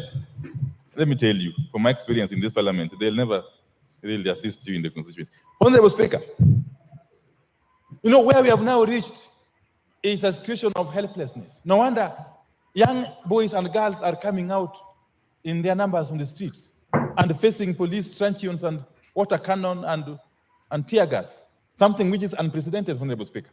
It reminds me of a play by the celebrated Professor Francis Mbuga, that is told in the city.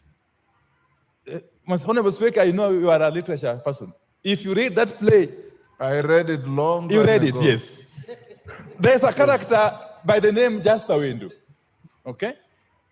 He was in a situation, he was actually lamenting that we have waited for independence. We were hopeful for good things. Independence came. And now we have got nothing else to look up to or forward to, Honorable Speaker.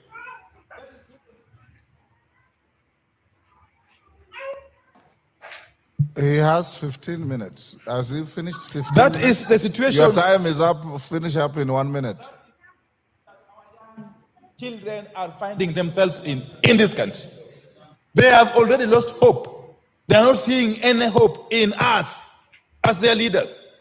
And therefore, they have taken it upon themselves to come out to the streets to defend their rights, Honorable Speaker. And as they do so, those who are in charge of the instruments of the state, especially the Inspector General of Police, must be cautioned not to misuse those instruments to interfere with the enjoyment of constitutional rights by Kenyans who are free to picket, to demonstrate, to do sit-ins, and indeed to capture Parliament. Time up. Because Parliament seemingly has become rogue. Honorable Speaker, I oppose. Osoro. Thank you very much, Honorable Speaker. Honorable Speaker, listening to my colleagues from the other side, Honorable Speaker, one need not to be a rocket scientist to know that they are playing populist politics as far as this report is concerned.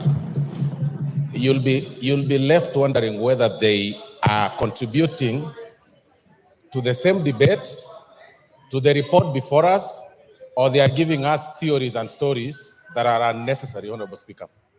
Honorable Speaker, I'll qualify my statement with these points.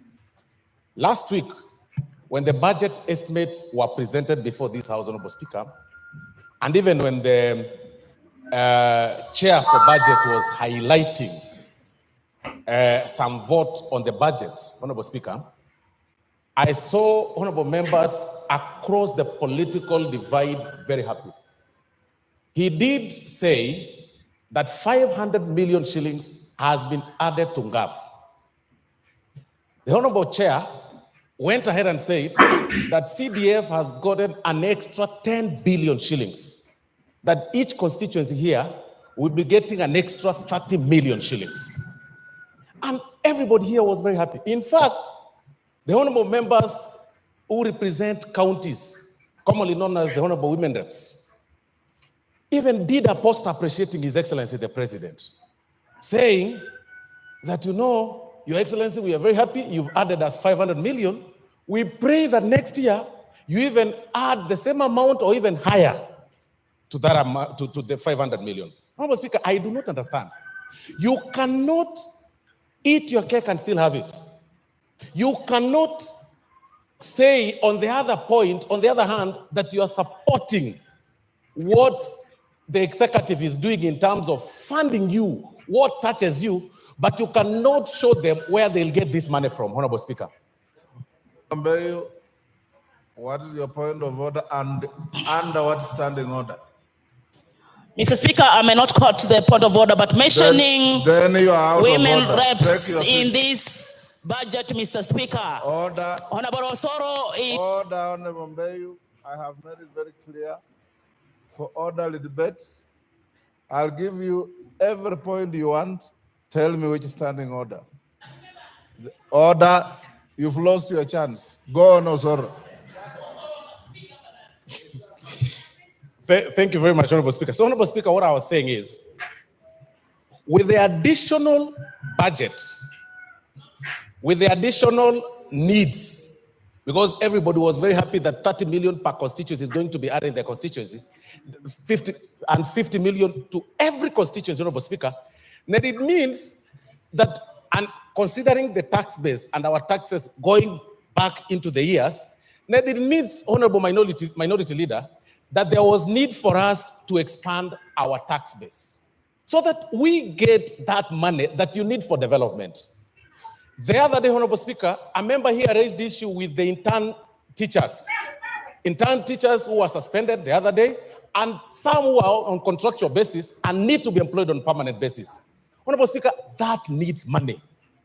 Our collection is not sufficient to meet the 4 trillion budget that was read in this House, Honorable Speaker. Then raises some questions, Honorable Speaker, in this House. What do we do? Do we raise, do we continue borrowing? Do we raise our borrowing ceiling, Honorable Speaker, and start looking for money from the external sources? No. We need to expand our tax base, but not at the expense of Kenyans.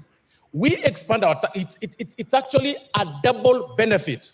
We expand our tax base while focusing on manufacturing and local production of our things, Honorable Speaker. And I will single out 2 things, 2 very important factors, Honorable Speaker. What this report by the Finance Committee proposes is to increase the excise duty of China or other countries. That excise duty is going to be increased on only fully assembled motorcycles. What does that mean? Or finished product. What does that mean? The locally assembled motorcycles here will have a competitive price against those ones. Factories will have increased in our industries here, in industrial area. People will want to assemble the factories for motorcycles at industrial area. Then that means we will grow our employment that we promised our people. It will have created jobs in this country. That is a positive, Honorable Speaker.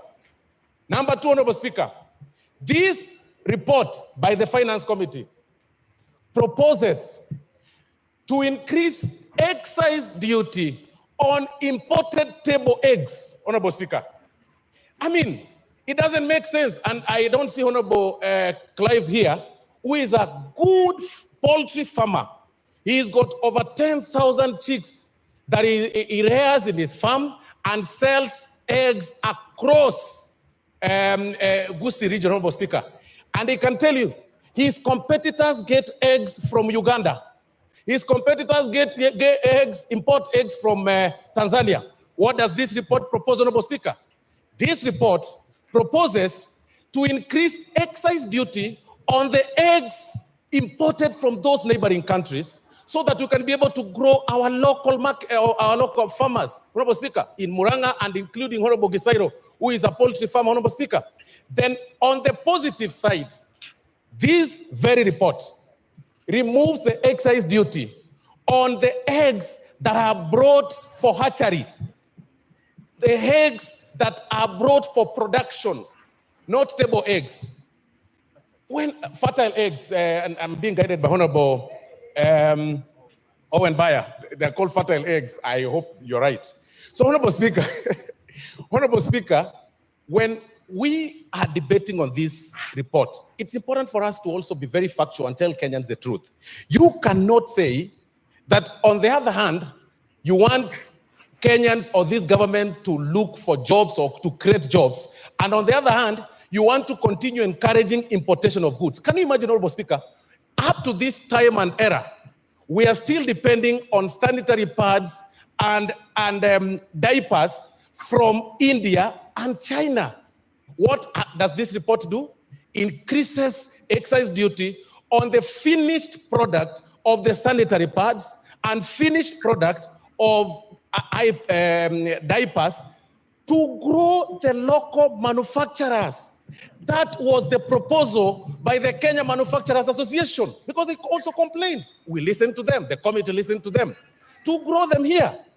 Have you ever asked yourself here? Kamzam, what is Mheshimiwa, your point of order and on what standing order? Standing order number 83, Mheshimiwa Spika. Mwenzangu amekuwa akizungumza akikadiria ule ugavi ambao umetolewa katika finance bill. Mheshimiwa Spika, ametaja ugavi ambao unakuja kwa viti vya kina mama na ule ambao umekwenda kwa wabunge. Mheshimiwa Spika, ukipiga hesabu ugavi huu milioni 500 unaenda kwa wananchi, sio kwa viti vya kina mama, unaenda kwa wananchi, wanaenda kupewa mambo ya empowerment ili waweze kukuza uchumi. Mheshimiwa Spika, pale ni mambo inaenda katika ukuzaji, lakini zile pesa ambazo sisi tunauliza Mheshimiwa Spika ni zile ambazo zimeenda kwa makadirio ambayo hayaleti uchumi juu, ni mambo ya starehe. Kwa hiyo Mheshimiwa Osoro, usiweze kudanganya wananchi ukasema wameletewa milioni 500 wakati mkono wa pili umechukua mabilioni. Mheshimiwa Spika, asante sana. That is an argument. That is an argument. Go on. Thank you very much, Honorable Speaker. I was really struggling to understand what she was saying, but what ideally I meant when I said about the 500 million and 10 billion by NGCDF, I meant that I have ruled her out of order. Proceed okay. with the argument. Thank you, Honorable Speaker. So what I am saying, Honorable Speaker, is that it is important for us not to just whip emotions and talk populist politics at the expense of manufacturers that are setting pace in industrial, Honorable Speaker. And Honorable Speaker, this is very important, Honorable Speaker. Looking at the argument by my colleagues, and even going by the report that has been proposed, Honorable Speaker, by the committee, even in this proposal that has been reduced and some other duties that have been dropped or proposals that have been dropped, there is a ripple effect on our budget. Then that means we lose about 53 billion in terms of estimates. The question this House should be asking itself, to which vote do we drop that 53 million? Do we drop by the 10 billion from the NGCDF? Do we drop 500 million from the NGAF amount? Or do we drop 15 billion that was allocated, extra 15 billion that was allocated to the counties? That should be the question that we should be talking about. But all these other stories and people complaining and raising issues unnecessarily, Honorable Speaker, it is actually wrong. Let's restrict ourselves to the report. This is not politics. You all know this is very important for this country, and it has an effect to our growth and the growth of our common humanity. Thank you very much, Honorable Speaker, and for that reason, I support the report. Rachel Nyamai. Thank you very much, Honorable Speaker, for giving me an opportunity to contribute. Honorable Speaker, I support this report, and I have listened, Honorable Speaker, to the chair as he moved the report, and to the vice chair, the Honorable Ambassador Benja, as he supported. And Honorable Speaker, I am convinced that I cannot be interested and very happy with the budget, and at the same time, I pretend to be unhappy with the finance bill that is supposed to fund that budget. Honorable Speaker, the proposals that have been given by this committee to amend are making this bill very good and highly acceptable, especially after dealing with the matter of bread and also dealing with the matter of taxation on motor vehicle, among others. Honorable Speaker, I also support this bill because it gives additional money to the counties, Honorable Speaker. Counties have been getting around 385 billion. That is the highest that we have ever seen. And this bill, Honorable Speaker, gives an additional money to the counties, approximately 15 billion, Honorable Speaker. I'm seated to a very sharp CPA, Honorable Bandi, and he has told me that if you are not sure of the figure, say approximately. Approximately, Honorable Speaker, 15 billion to our counties. And this money is going to our road projects, health, agriculture, markets, water. What else do I want, Honorable Speaker? I want money to go to Kitui, to Makueni, to Machakos, to Embu County, Honorable Speaker. And listening to the Honorable Cecily Mbarire, Honorable Speaker, she says that the most difficult thing to do is to raise money for the counties. On source revenue, OSR, Honorable Speaker, this bill is in the right direction to giving additional money to the counties.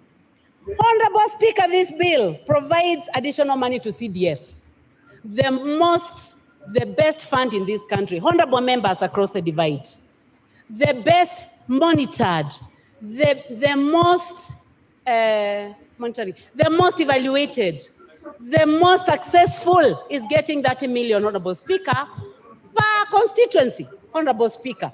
Members on the side where I'm seated, well, where I used to be in Azimio, members who are seated on this side, Honorable Speaker, should be the ones supporting this motion because of additional money to CDF. Because our children are going to get more money. Honorable Speaker, yesterday, I watched a girl that I've been paying fees for. Let me stick to the motion. It's standing order. Yes, Kajwang, what's your point of order? On a point of order, the gracious lady that has just spoken, the last I checked, she was in Azimio through Jubilee. Could it be that those positions have changed, or could it just be a misleading statement, Mr. Speaker? That is not a point of order. Go on. Thank you, Honorable Speaker, for your wisdom. I knew that you wanted to distract me. Honorable Speaker, I was just saying that I watched one of the girls that I pay fees for, and she was in the street, and she had written a message to me the previous day. And I asked her, you told me that it was about taxation on motor vehicle and bread. Why are you in the street? Honorable Speaker, I have just shared the video with CPA Bandy. The girl told me that she was not in the street concerning the bill, that she was doing TikTok, Honorable Speaker. And she was swinging, Honorable Speaker, very nicely. She told me that she was there because she wanted to get views for TikTok, Honorable Speaker. So, Honorable Speaker, and I'm going to show you, Honorable, she says that she cannot find the stones because the community that provides stones was missing in action. So she was wondering where the stones were. Honorable Speaker, going back to this bill, it is important to note that our finance bill for the previous year has made Kenya the 27th fastest growing country in the world, Honorable Speaker, in the world. You need to look at this Financial Times, members seated on my side, that Kenya is the 27th fastest growing country in the world because of the bill that we passed last year. Honorable Speaker, also, because of passing a good bill led by the Chair Finance, Honorable Speaker, Nairobi Stock Exchange is the best stock exchange in the world. That is not according to Rachel Nyamai. That is not according to the Honorable Speaker of the National Assembly. It is not according to the President of this country, Honorable Dr. William Samoei Ruto. It is according to the Financial Times that the Nairobi Exchange is the best in the world.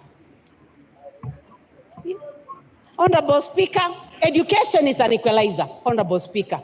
This bill, Honorable Speaker, proposes approximately 658 billion to education. Some of us found our way here because we went to school. Our parents never saw a classroom. My own parents, Honorable Speaker, never stepped in a classroom. My father he was not literate. He was an assistant chief who was not literate. So I am only here because I got education. Let us support this bill for the 558 billion that is going to education, Honorable Speaker. Honorable Speaker, I support this bill because it is giving an opportunity to our industries. We are saying that for a phone that has been assembled out here must be taxed. But the one that is produced by 4 companies, Honorable Speaker, that have set up here in Kenya must be given an opportunity, and that is the one that is not going to be put through taxation. So we would like these companies to continue working so that they can hire our boys and girls, so that we can have technicians working there. Honorable Speaker, concerning sanitary towels, also, it is the sanitary towels and pampers that are from outside the country. Those who are setting up here, producing here, hiring our children are not going to be taxed, and this is an effort towards a job creation. Honorable Speaker, this bill also is proposing additional money to electricity, last mile connectivity, 50 million per constituency. Honorable members, what else do we want? We must tell Kenyans the truth, that this country has made a decision that we need to light up this country. We need to extend the working hours. We need to ensure that there is energy in my villages, in Motomo, in Ekoda, in Kanziko, in Kasala. They must have power so that they are able to work longer and they are able to provide jobs. Honorable Speaker, every country aspires to have a net budget. And Honorable Speaker, I want to go to the figures, and I'll be careful, again, as advised by my friend here, who I have looked at his eyes, Honorable Speaker. I have never looked at Bandy's eyes nicely. But today I have looked direct into the eyes of the Honorable Bandy, and his eyes are very good, Mr. Speaker. And he has told me that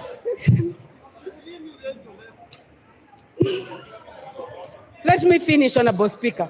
2021, 2022, the deficit was approximately 747 billion. 2020, 2022, 2023, Honorable Speaker, the deficit, budget deficit, according to CPA Bandy and the Chair for Finance, was 846 billion. 2023, 2024, it went higher, Honorable Speaker, 908 billion. And now, Honorable Speaker, courtesy of a good budget committee led by the Chair, Honorable Kimani Kuria, the deficit, proposed deficit, Honorable Speaker, will be 597 billion. Honorable Speaker, Honorable William Samoei Ruto is going to provide a balanced budget for this country. Watch this space. Watch this space, honorable members. He has promised to provide a balanced budget where we will not have to borrow, Honorable Speaker. Honorable Speaker, did the committee listen to Kenyans? Yes, it did. They went all over the country. That is why they have dropped matters to do with bread taxation. They have dropped matters to do with taxation on motor vehicle, among a myriad of other things. So I am calling upon everyone, Honorable Speaker, for the love of this country, for the fact that we are not only interested in... Your time is up. Cynthia Muge.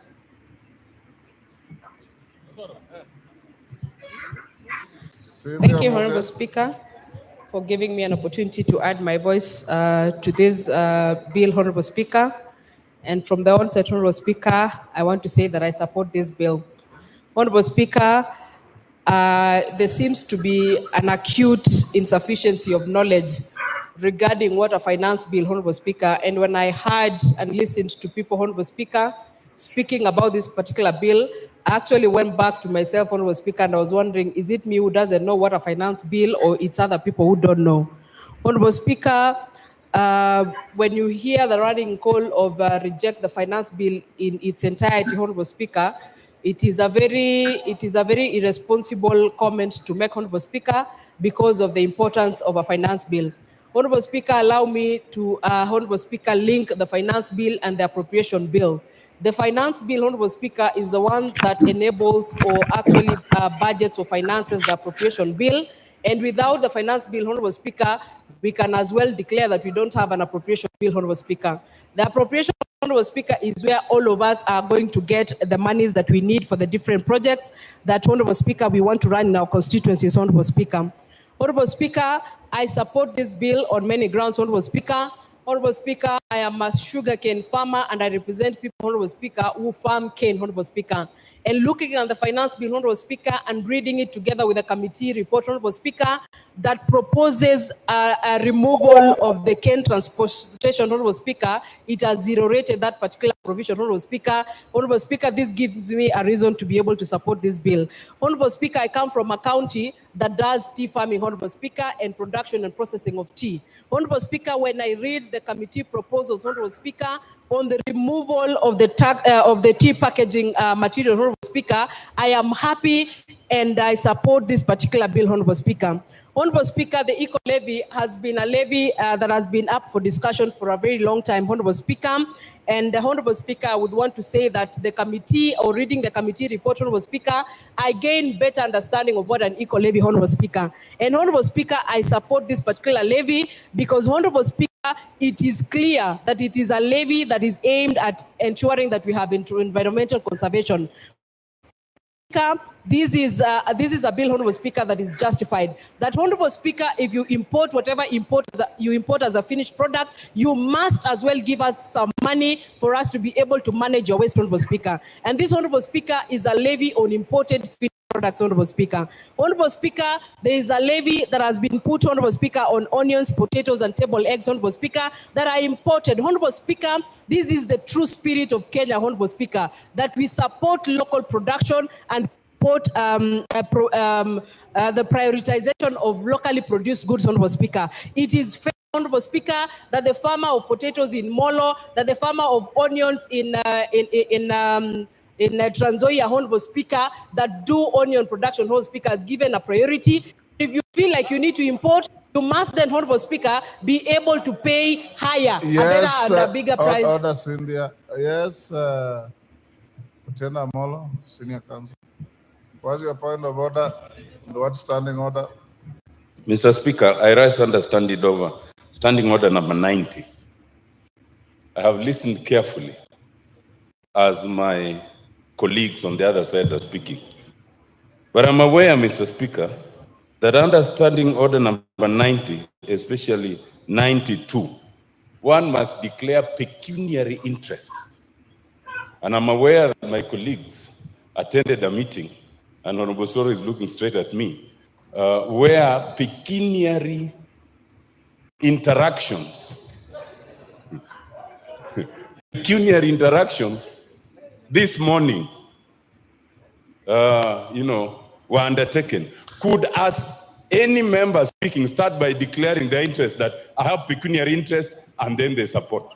Thank you, Mr. Speaker. Order, Honorable Otiende Molo. You are grossly out of order for misreading standing order 90, misleading the House, and raising a frivolous point of order. Go on, Cynthia. Thank you, Honorable Speaker. Honorable Speaker, in my submission, I am clear in my declaration of interest. I represent people who do sugarcane farming and tea farming. Thank you, Honorable Speaker. Ignore him and proceed. Well guided, Honorable Speaker. So, Honorable Speaker, I support this bill in its entirety. And Honorable Speaker, I also want to give an assurance, Honorable Speaker, to the Honorable Robert Mbui. When he was speaking, Honorable Speaker, he was worried that what happens if we are hoodwinked in terms of the proposal that have been put by the committee, Honorable Speaker. And he has been a very good honorable member of this House. Together with myself, Honorable Speaker, we will ensure that whatever these proposals that the committee has put in regards to this bill are actually put into in the second reading, Honorable Speaker, are considered so that the people of Kenya, Honorable Speaker, can be able to benefit from this bill. Honorable Speaker, I want to compare the finance bill of 2023 and the finance bill of 2024, Honorable Speaker.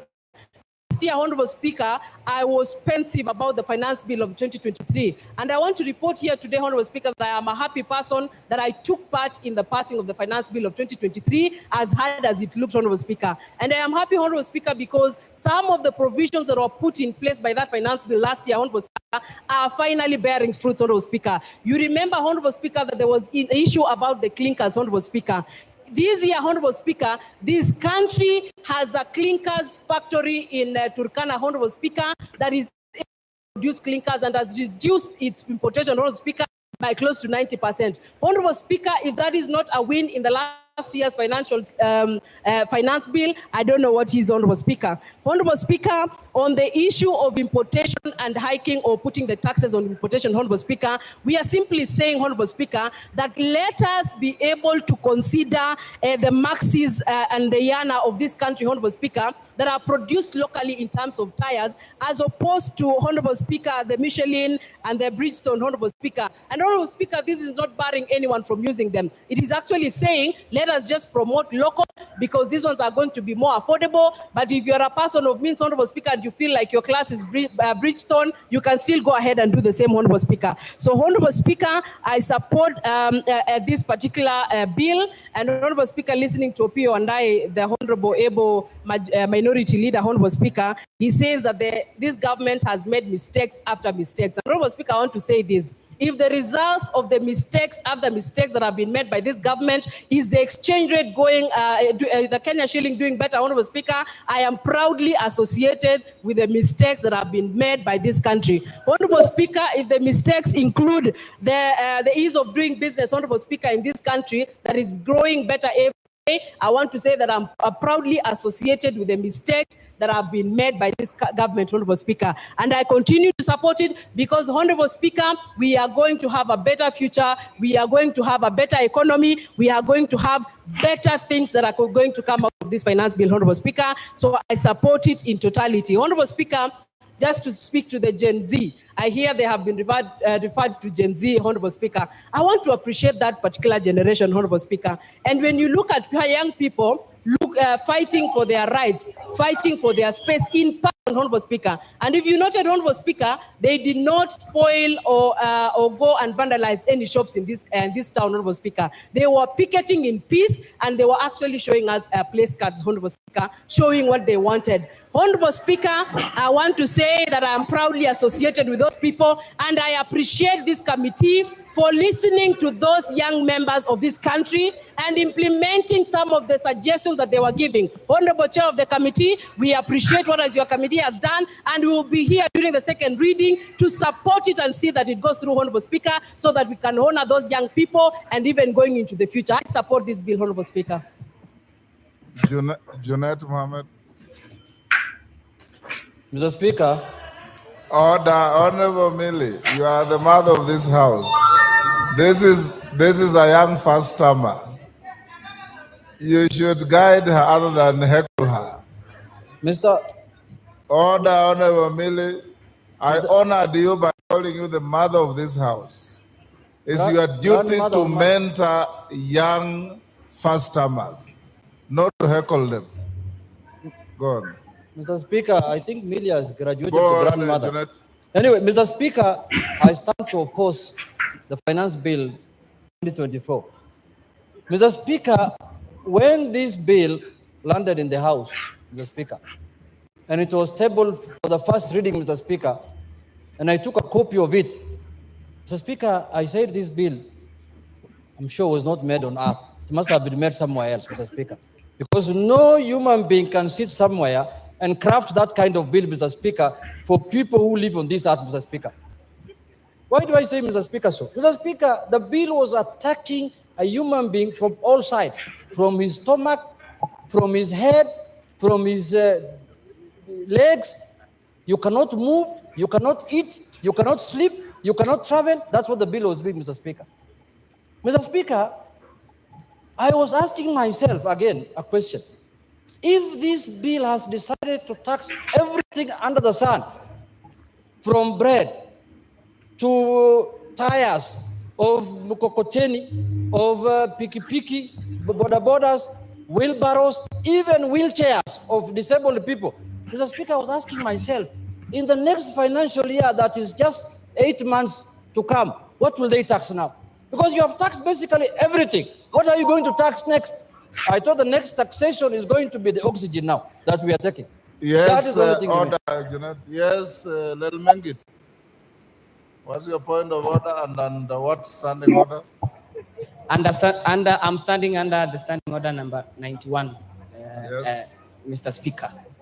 I want Honorable Junaid to substantiate that we are only putting levies on imported assembled motorcycles, not locally assembled and not locally manufactured, so that the Kenyans out there can know, can know the truth, Mr. Speaker. Thank you.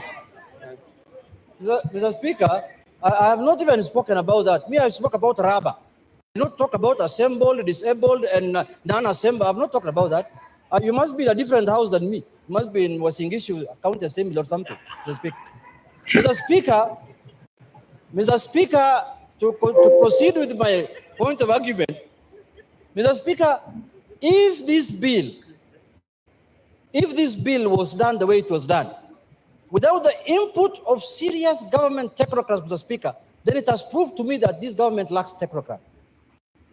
What it has also come to prove is that when we were campaigning, this government said they have a plan. And they put everything that is flowery, that is good in that plan. But I can see now what is happening in this country is to govern this country without a plan. Because there is no plan that can recommend this kind of finance bill, Mr. Speaker, on earth.